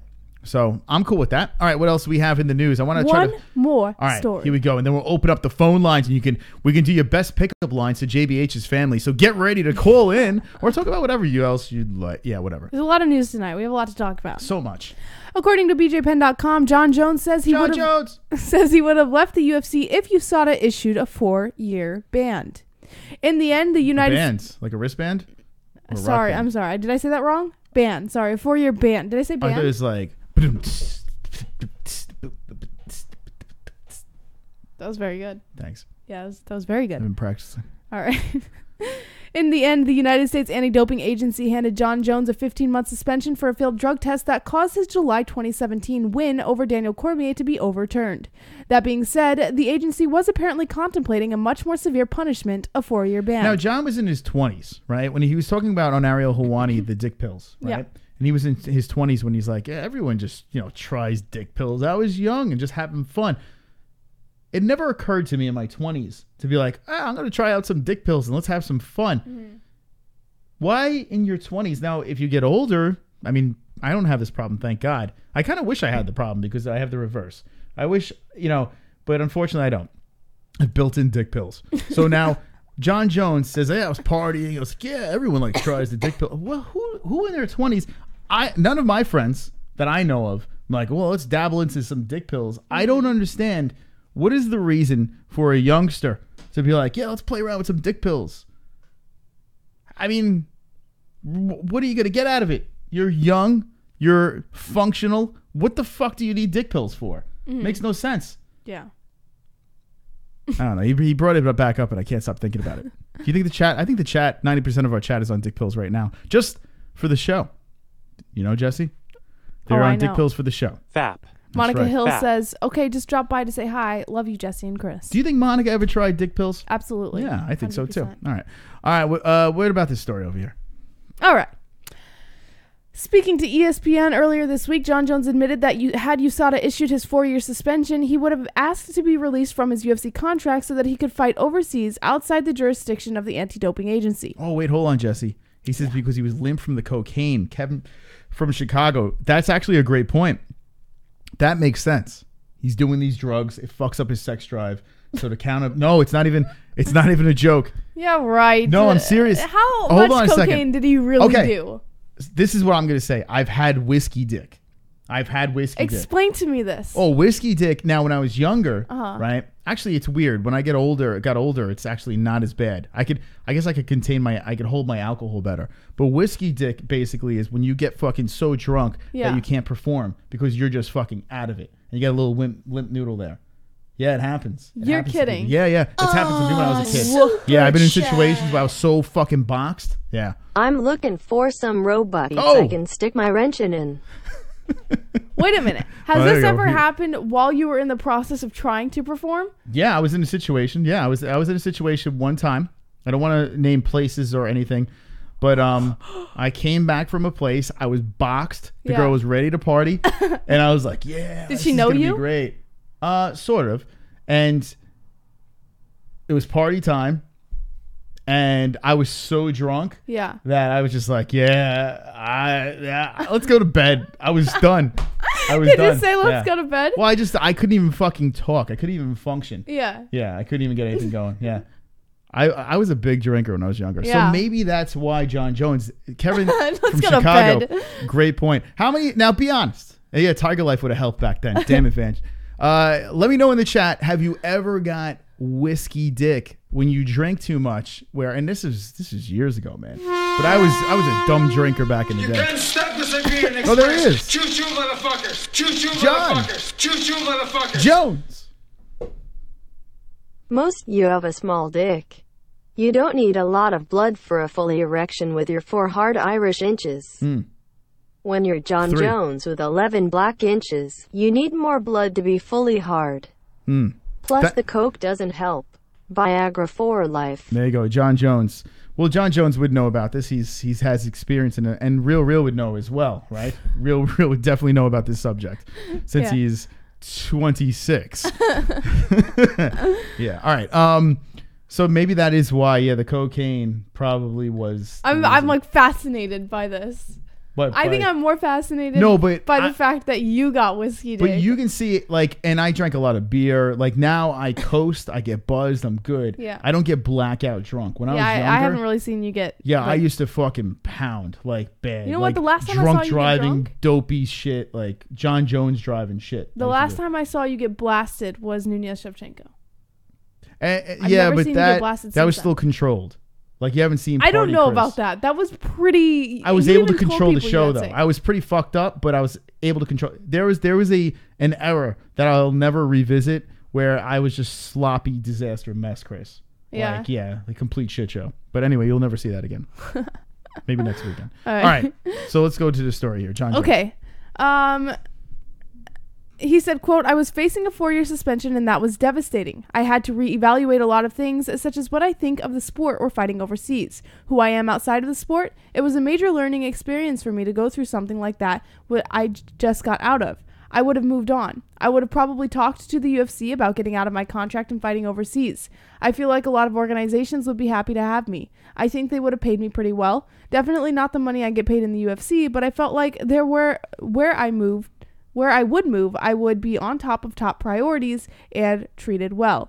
In the end, of course, things panned out quite favorably for Jon Jones because his 15-month suspension was retroactive to his failed drug test. He was eligible to fight again earlier this month. The former light heavyweight champ will return to the cage at UFC 232, where he will rematch Alexander Gustafsson for the vacant light heavyweight title." Okay, and this is probably the best way to open up the phone lines, okay? Jon Jones was on Ariel Helwani, and credit to Jon Jones for being on Ariel. By the way, Tough finally just started, so that's in the background. But he was on the Ariel show. I highly advise you watch this because I want you to report back to me. Hit me with the ones if you saw it. Ariel Helwani, Jon Jones in studio, their interview. And myself and Jesse watched it, and it was interesting. I have a lot of thoughts on this. Super chat. We'll talk about it after G-Man jumps in.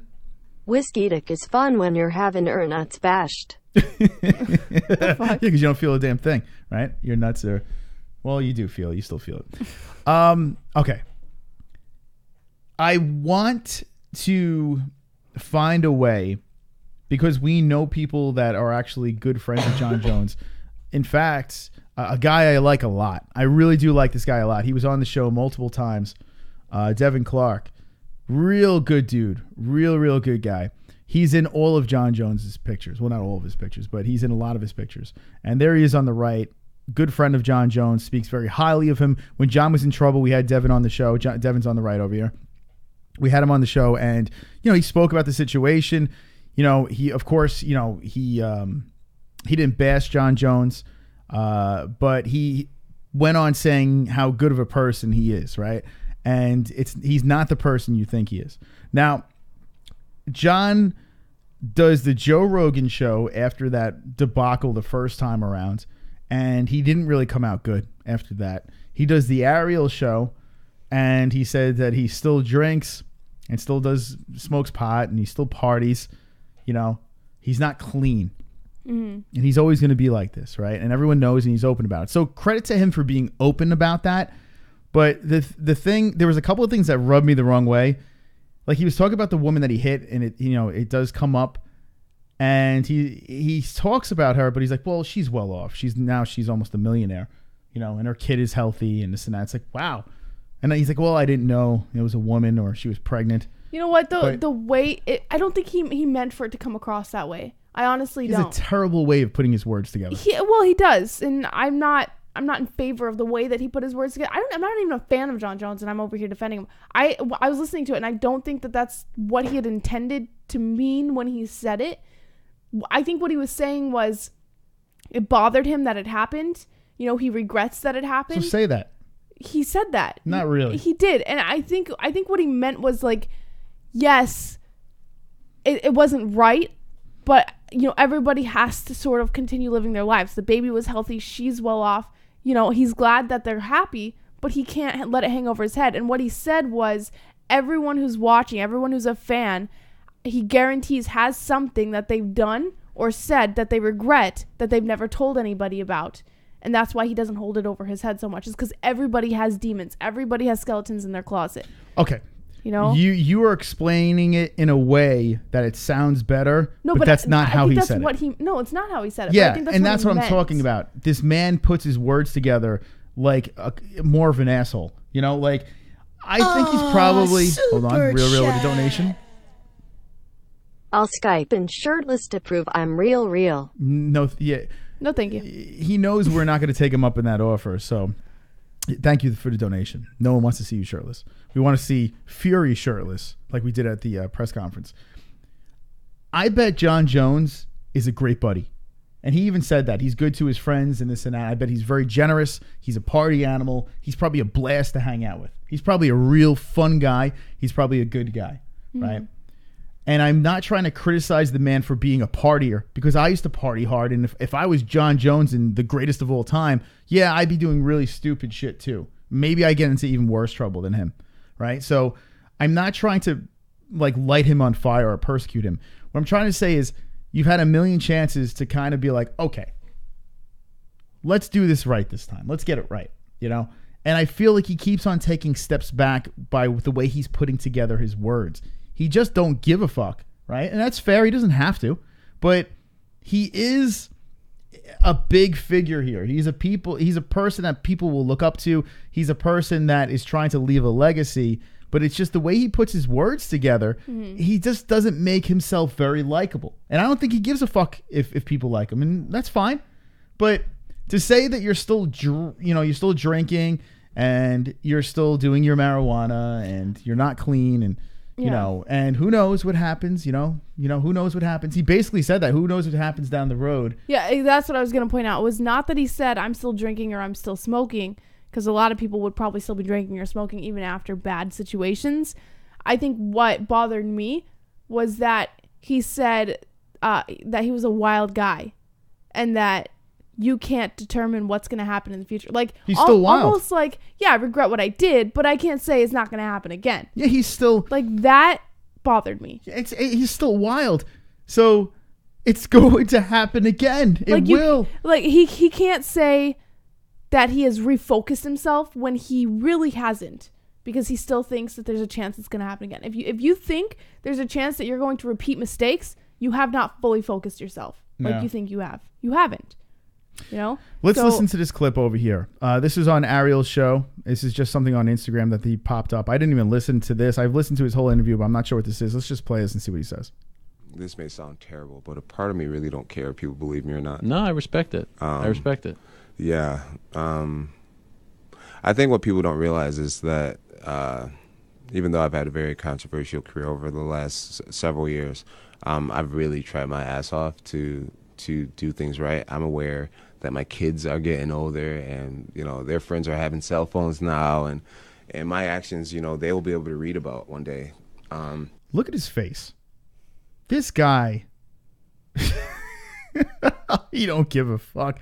He don't give a fuck. Now, before he went on Ariel, he got roasted on ESPN. I didn't get to hear it. I gotta run it back, but Max Kellerman apparently went after him hard, and he got roasted over there, and he wasn't happy about it. So he just got torched, lit on fire, and then he goes over to Ariel, and Ariel was not mean in any way. Ariel, no hard-hitting questions. This was a very thank you, let me suck your cock for coming on the show. And listen, Ariel got the interview, so I get what he was doing here. He doesn't want to completely burn that bridge. He wants to give him a chance to talk. So all right. And so I've been trying to do things the right way for a while now. I've had misfortune. I really have. And when you're me, people aren't going to give you the benefit of the doubt. First of all, because I'm good, and because I've done bad things in the past. All right. So yeah, that was a letdown. There was parts of this interview, and I should have clipped parts of them, but I suck. But Ariel went easy on him. He did. Yeah. And Ariel, like, if you look the Ali Abdelaziz, that interview was fucking fire. That was such fire. I was so proud of Ariel on that one. I think he knows that Jon Jones, and even the brief experience we had with Jon Jones, you ask him a wrong question, the dude walks away. Yeah. I just don't get it. Like, I feel you had so many chances to basically not revamp your persona, but just be like, all right, man, I made my mistakes. It's all good. I'm looking to make things better. Yeah. Let's move on. But it's just like he says things and then still makes excuses about the woman making $1 million, and he still parties, and he's probably he's gonna fuck up in the future. He's a partier. I don't know. He's a tough guy to like. As a fan and as someone that covers the sport, he's tough for me to like. I'm sure he's a great friend, and he might be a great person in real life. But he probably is. He probably judging has from the good people morals when it comes to his family, or like people who are like really close to him. I bet he has good morals. He seems like the person. Yeah, he's probably very loyal to his friends and family. But I don't think that he's like the good guy that he's making himself out to be now. He still has a lot of wrongs. Still got to grow up. That he needs to right. We got a donation coming in. You can't stop this like being John Gotti Sr. Choo-choo, motherfuckers. Choo-choo, motherfuckers. Choo-choo, motherfuckers. Jon Jones is a snitch. No Gotti will ever respect that eggplant snitch. Back in my day, 3 brothers all named Tony would throw on Puma jumpsuits and bash Jones' face with bats for being a rat. These days they praise him. Yeah. By the way, Tekashi69 is ratting. Sad. Oh my God. All right, so there we go. That's John Gotti Sr. back from the dead on the show. I can't even believe that. It's crazy. Super we got Now and Later jumping in. What's up, Now and Later? RDA supports Bolsonaro making Brazil great again. Making Brazil great again. He supports Bolsonaro. So there you go. Now and Later with the RDA donation over there. I'm about to open up the phone lines. We'd love to hear your calls. We're going to go a couple of minutes later because we started a little bit late. So let's go a couple minutes later. Let's take some phone calls. It's Wednesday night. 100 people hanging with the boys. Hanging with the boys. Thank you for watching tonight. I do appreciate the likes and share away. Make sure you share on Facebook, Twitter, Instagram, all those places. Super chat. We got Dope Sick Jones coming in. Super chat. Look up that guy with the neck, Charles McDowell. Yeah, so we did look him up previously. If you want us to throw him up again, we can. I didn't know much about the guy. All I know is he has an impressive neck, And, I'll get a picture of that as we open up the phone lines. Thank you, Dope Sick Jones, jumping in. Shout out to Felony Charles Bennett, who didn't return my text today. Hold on a second. I actually texted him saying good luck. And, he's a busy man. So, how dare you, Charles? 516. How dare you, Charles Bennett? Good luck. Yeah, Charles Bennett has a fight this weekend as well. We're probably not going to be able to see it. We have so much shit going on. But December 1st, he'll be fighting. It is, what's the name of the organization? It's in Michigan. Watch the Felony stream from last week. The Wednesday night show. We have all the information in the description. And he will be fighting for another time. The legend, Felony Charles Bennett. We're going to open up the phone lines. WMMA Scene jumping in with a donation. We'll play that and open up the phone lines over here. I got to find that guy with the neck, too. Hold on. Let's get the neck.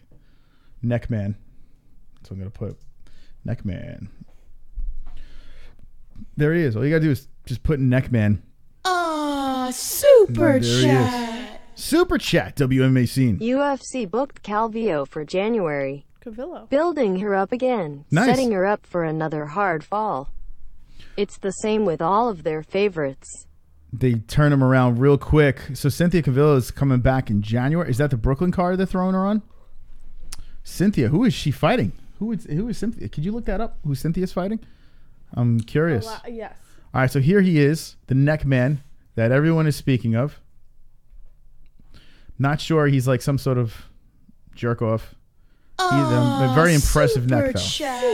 It's like a buoy. Hi, Holes fam, missed you fools. I'm back in, babies. All right. He's making Now babies. and Later's back in. Now and Later with the super chat. Wonderful. All right, let's open up the phone Courtney lines. Casey, UFC 233. Courtney Casey.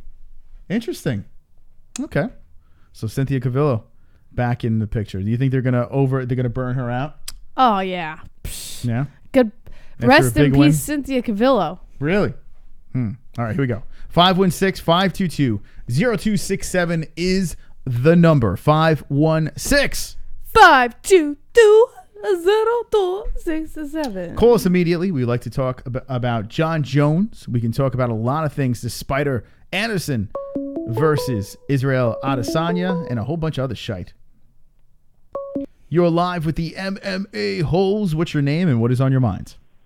Yo, what's up, guys? It's Charles from chat. I just really wanted to quickly make a point alluding to the situation a couple weeks ago where Jesse got real mad at you, Chris.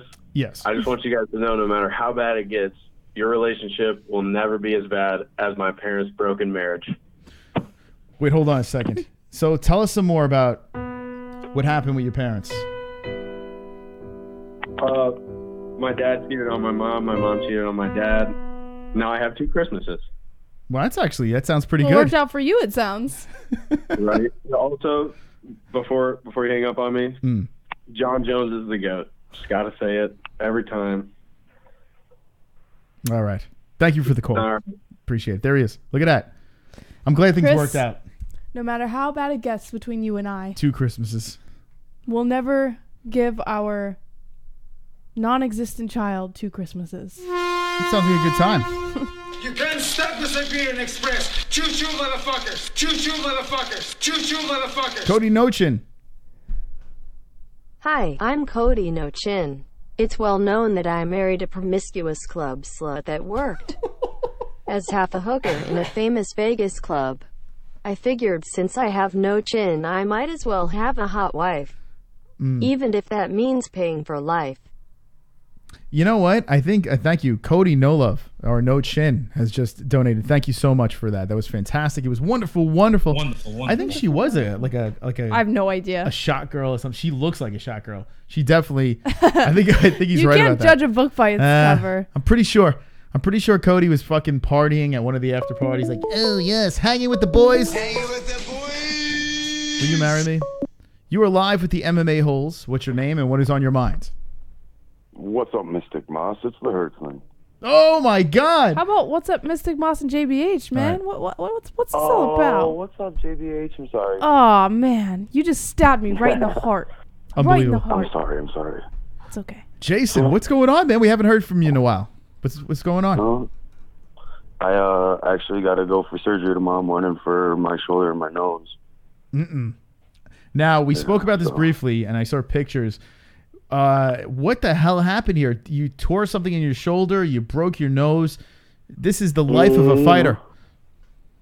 It is. This is how it goes.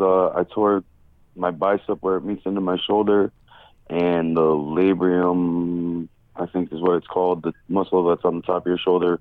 I've got a tear in it. And then I broke my nose getting my teammate ready for a title fight that he had on the 17th. Oh, my God. Now, this is the Hertzman. I actually walked to the cage with this man. He was nice enough to let me walk in. I felt like a goddamn celebrity, so thank you for that. You've been doing this for a little while now with Premier FC and all different organizations about on the East Coast over here. What is it like, you know, the life of being a fighter? What is it like, Jason, with the ups and downs? Is it worth it? If you like to put on a show and you got the balls to get in the cage and fight, yeah, it's rough. Like, amateurs don't get paid. People don't know that, I guess. They think everybody gets paid to fight, but if you're an amateur, you don't make no money, so we just do it for our passion of the sport, really. Mm-hmm. Well, listen, I like to put on a show, but I do not have the balls to get into a cage, unless it's with a microphone. That's the only way I'll do it, so I'm half of a man. But you are a full-grown man, so that I'm happy for you for that. What is the turnaround now? Are you looking to get back into the cage after you go through your surgery, or what is next for the Hertzman? I'm looking at September. Okay. Promotion that you have your eyeball on? The only one I really want to fight for, Premier. I'm trying to make it a pro fight. So. Oh, nice. Well, Karen always treats you well over there. She's good in our books, and that would be nice to see you pro fight. Wow. Are you still with Marco? No, Marco's pretty much over at Extreme. He decided that he'd been, coaching and traveling a lot for the past 5 years. So he wanted to focus more on just jiu-jitsu. So I moved to our brother's school up in McGraw, New York, Disorderly Conduct Management, and I fight out of that school now. All right. Good stuff. All right, so yeah, we got Jason Showers on the phone. He's been on the show multiple times, friend of the show, and big things to come, maybe a pro fight in your future. So looking forward to that. What do you think about this weekend? We got a lot of fights, and you brought up the Tough situation. Have you been following up on Tough? Yeah. Actually, I'm watching the season because Leah Letson. When I made my debut down in for Premiere on July 30th of 2016. Mm-hmm. Yeah, I actually shared the locker room with this woman who's on the TV right now, and cool. She's awesome. Their team that she fights with normally, they're great people.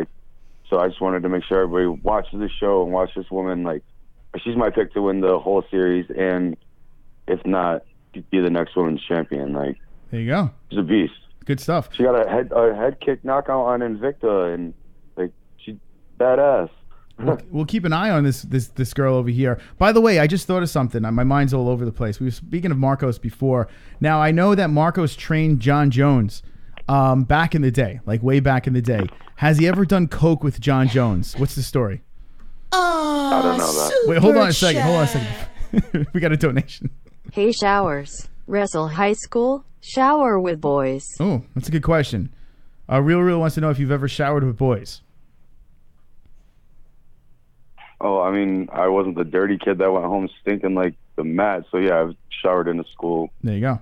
Showered. Jason Showers, live from the MMA-Holes. It's good to have you back over here, man. I hope you get better. Listen, Marcos, if he ever wants to do some cocaine, we are in. Him, John, just tell him to bring John along. We'll all snort some blow together on some hookers. What do you say? I'm going to have to pass on the hooker part. All right, fair enough. Just the coke. All right, I hope you get better, and we'll talk to you soon, man. All right, you guys have a great night. Thanks. All right, there he is, Jason Showers. Look at that, Jesse. Yeah, fun fact. So his former coach, Marcos Ethier, which is a really cool dude. I've spoken to him multiple times, and he was the one. He gave us an inside story about Jon Jones back in the day about the hit and run. I should just bring it up now. Okay. I should bring it up right now. I mean, this is a while ago. He told me the story a while ago. Go for it. Should I say it? What do you think in the chat? I don't know. I probably should. It was after party talk, after a couple of cocktails about Jon Jones and the hit and run. Super chat. Super chat. Real. JBH was talking about hookers again. Bell Boulevard. Whoa. Look at that, Jesse. Yep, he's always talking about those hookers. Love them hookers, prostitutes, and cocaine. All right, so real quick. All right, I'll whisper it so it's not that bad. A little birdie told me, I'm not going to say who the birdie is. I might have said it earlier. A little birdie told me that Jon Jones was not driving the car that hit the pregnant woman. In fact, I have heard this story. It was his brother. And he took one for the team. Say what you want about that, but that is from an inside source. Heard it here on the MMA-Holes. Now, I don't know. I'm not going to say who told me. It could be anyone. It could be the person that we brought up before. It could be anyone. But that is word on the street. All right. Let's open up the phone lines again. Take a couple of calls. 516-522-0267. You are live with the MMA-Holes. What's your name and what is on your mind? Kurt Montgomery, man. What's going on? Hey, what's going on, man? Oh, not much. Y'all really think Israel's got a shot against... Hell yeah. You really think so? Oh, Wait, yeah. Hold on a second. Are you asking, do we think that he has a shot against Anderson Silva? Yes. Yeah. Y'all think he's going to win against Anderson? Okay. Yes. If I was going to throw money on the fight right now, yes, I would say he's the favorite. I don't want him to win, but I think so. What do you think about that fight? Oh, man, I don't think he's going to win. I think Israel's too weak, too little, man. Interesting. Very interesting. All right, tell me more about this. So do you think that the Spider is going to come back in fresh, revamped, and be old Anderson Silva? Like of old, I should say? Well, yeah. I mean, who did he fight last? DC?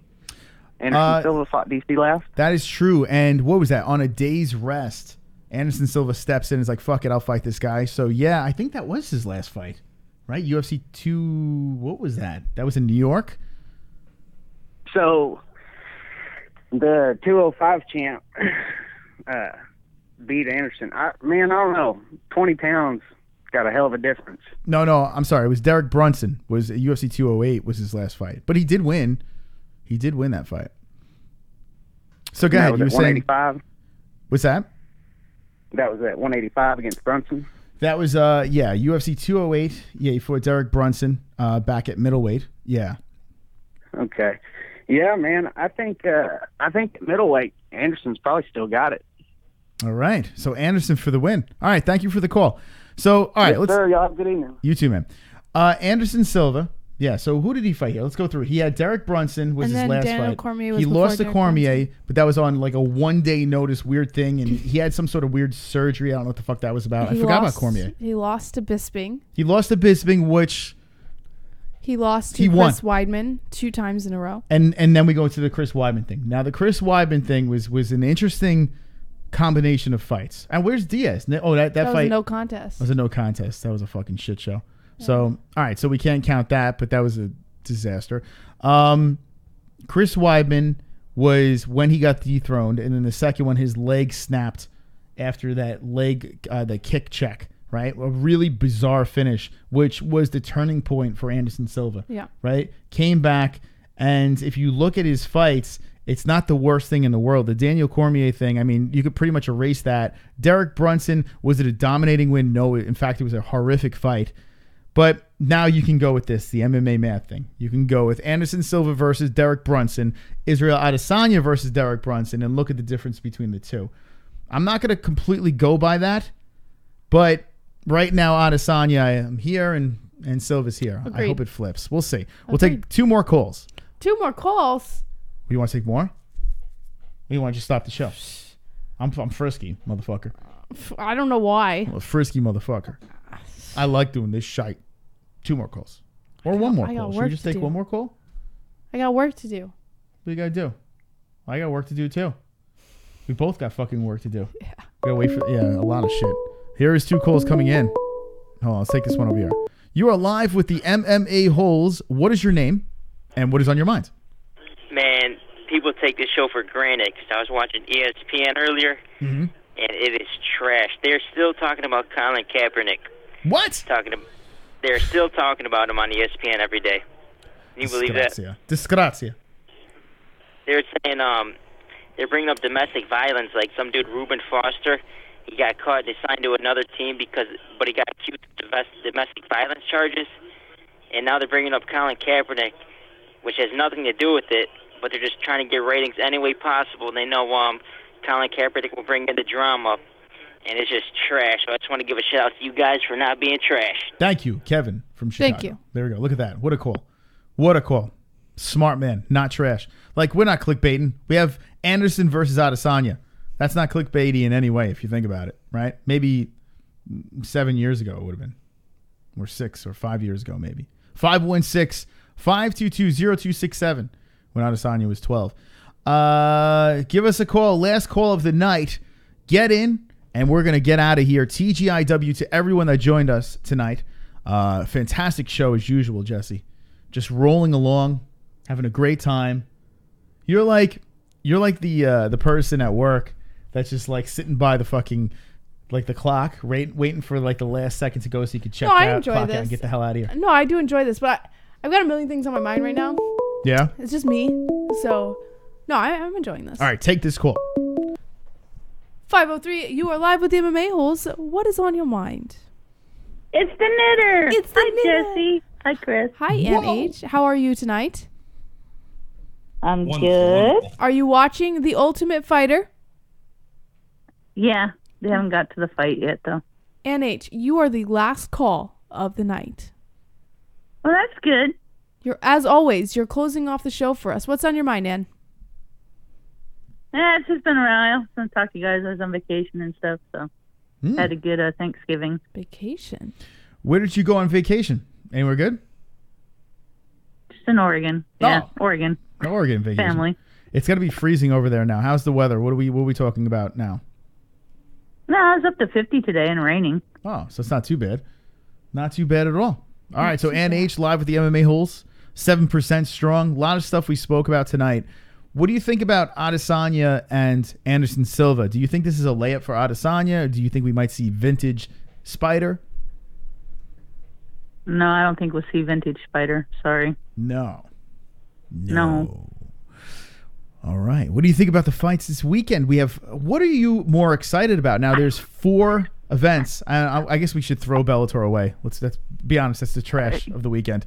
But you have it's a busy fight weekend. Yeah. I mean, now, Ann, I'm in trouble again. Is Mike going to be putting in the divorce papers? Is it over? Yeah. Now, how are you going to do this? You know, it's what between Bellator and UFC and all that. It's what about? All right. 12 hours. 12 hours total plus listening to you guys. A real woman here, NH. Friday and Saturday. How is this going to work? He's like, no work's going to get done. Nothing. Oh, man. So Friday night happens, okay? You have Bellator and you have the UFC and you have the MMA-Holes. Will you be watching all 3? Will you be watching 1 of the 3, 2 of the 3? What will you be watching? 2, because I'll be watching you guys and watching the UFC one. The UFC, all right. So Bellator's taking a back seat, and we'll keep an eye on Bellator. Bellator's going to get recorded, yeah. Okay. All right, so that happens there. Now we have Saturday night, and you have the fight night between Dos Santos and Tuivaso. A interesting card over there. And then you have boxing. Now, I don't know how big of a boxing fan you are, but do you have any interest in Wilder versus Fury? No. I don't watch boxing no more. All right. Hold on, we have Antifa. Choo-choo, motherfuckers. Choo-choo, motherfuckers. Choo-choo, motherfuckers. Choo-choo, motherfuckers. Hey, ho, ho. These blacks and Jews have got to go. There you go. All right, Ann, what do you think about that? Antifa. Oh, what a show. It's unbelievable. Who sent that one? That was Antifa. Right, Jesse? Right. Antifa coming in. And G-Man has something to say as well. We'll keep you on the line while G-Man has something to say. Oh, my God, it's G-Man. Oh, the G-Man mule. Super chat. Knitter, can you smash my nads with a wrench repeatedly? It's a good question, Ann. If that's what he likes, hey. Whoa. Yeah, sure. So you're saying, yes, you will oblige. All right. Now, The boxing match, no interest in that. So we'll be talking you through the boxing match. I guess, you know what? With boxing, it kind of sucks if you think about it. It's only one fight. You pay for a pay-per-view, and you want to see one fight on the card. So hopefully, and you are part of our private Discord, so you will be joining in on the conversation. Maybe we can get a stream. Ooh, a stream that doesn't have a lot of viruses? Yeah, that would be nice, right? My devices have been working very weird lately since I've been dabbling in other streaming sources. So maybe I should stop doing that. Yeah, they do have really bad. Yeah, I stopped doing it too because it really messes. Yeah. You got to make sure you click those little up. X's. You know, those little tiny X's, Ann, that are very, very tiny. You got to get them, right? Yeah. All right, Ann. Listen, it's always a fantastic time talking to you, but Jesse has work to do. Jesse always has work to do. You work hard. Yes, a slave driver over here. Any last words to the MMA-Holes? Hey, love you guys. Love you, NH. Knitter loves you all. All right, Ann. We love you much. And we'll talk to you later. There we go. Go away. All right, there we go. Wonderful, wonderful. I love it. Ann H. anchoring the show. She's amazing. She is the best. I really love Ann H. She's such a sweetheart. Yes. All right, Jesse. It was another good one. It was another good one. We did it again. Once again. We went through the news. Check it out on the MMA-Holes.com. Real quick, do you want the polls? Is there anything that's going to happen? Like, how do you do that? Like, what I got to happens? screenshot it. All right, so this is what we're going to do. Jesse's going to screenshot the polls, pin it on the MMA-Holes.com so you can see the results of the polls. Yeah. And maybe we'll dabble into it on Friday. The MMA-Holes.com will be going through a revamping system within the next month. We're going to try to figure out a new way, perhaps bring back goat milk. That's right, goat milk. There might be a return of goat milk. Now, I know all of you have been like, where is my goat milk? We wanted the Pick'em League back. We might bring it back and revamp the website a little bit. So stay tuned for that. It's the MMA-Holes.com. Check us out on Podbean and iTunes. Remember, become a patron, and you can see some of these events in a different way, in a cheaper way, and just hang out with our private community. A link in the description for that. And a shout out to the existing patrons, the donators, the likers, the people that share, and everyone that hangs with the boys inside this chat room. Oh, super chat. Wonderful, wonderful. Harvey. Word on the street via Kale Tito Chuck did 25K PPV. Thank you, Harvey. And word on the street is Harvey's going to be in Felony's Corner. So good luck to Felony on that one. But yeah, we didn't fucking talk about that. I was sitting on the shitter and I was like, we have to talk about this. $25,000 is the pay-per-view buys for Chuck Tito 3. How the fuck do we not talk about that? Let me just show this real quick. The show that never ends. Take care. I love you. Hold on. Chael Sonnen. Sleep well. Chael Sonnen. Do you want to go to bed? I'll just keep the show going. No, I was telling my mom. She said take care. Look at that. Mom hanging in strong. So look at this. Chael Sonnen drops this on Instagram. I totally forgot about this. Shout out to Harvey for bringing this back up. I totally slipped my mind. Take a guess on how many pay-per-views Tito and Chuck sold. Oh, super chat. Niall Flanagan. Keep it up, peeps. A cumin. Thank you, Niall. Appreciate it. Look at that. Those fucking donations are wonderful, wonderful. Thank you, Niall. All right, so let's look over here. So this is on Chael Sonnen's Instagram. And he says, winner gets a free Bad Guy ink t-shirt from chaelsonnen.com. Here's a hint. Go low, ... lower, ... lower, ... That's it. So everyone starts to put in their guesses. Someone puts $25K, and he says you win. $25,000 pay-per-view buys. 25,000. 25,000 pay-per-view buys. 25,000.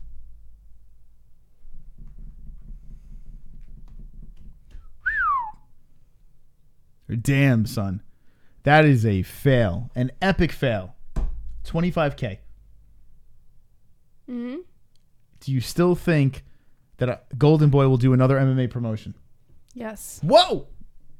Yes, sir. That will be the question in the comment section while this thing winds down. The comment section. What do you think? Will Golden Boy run another mixed martial arts promotion? Yes or no? Let's wind this shite down. We'll see you on Friday. JPH. Don't be an a-hole. Be an MMA-hole.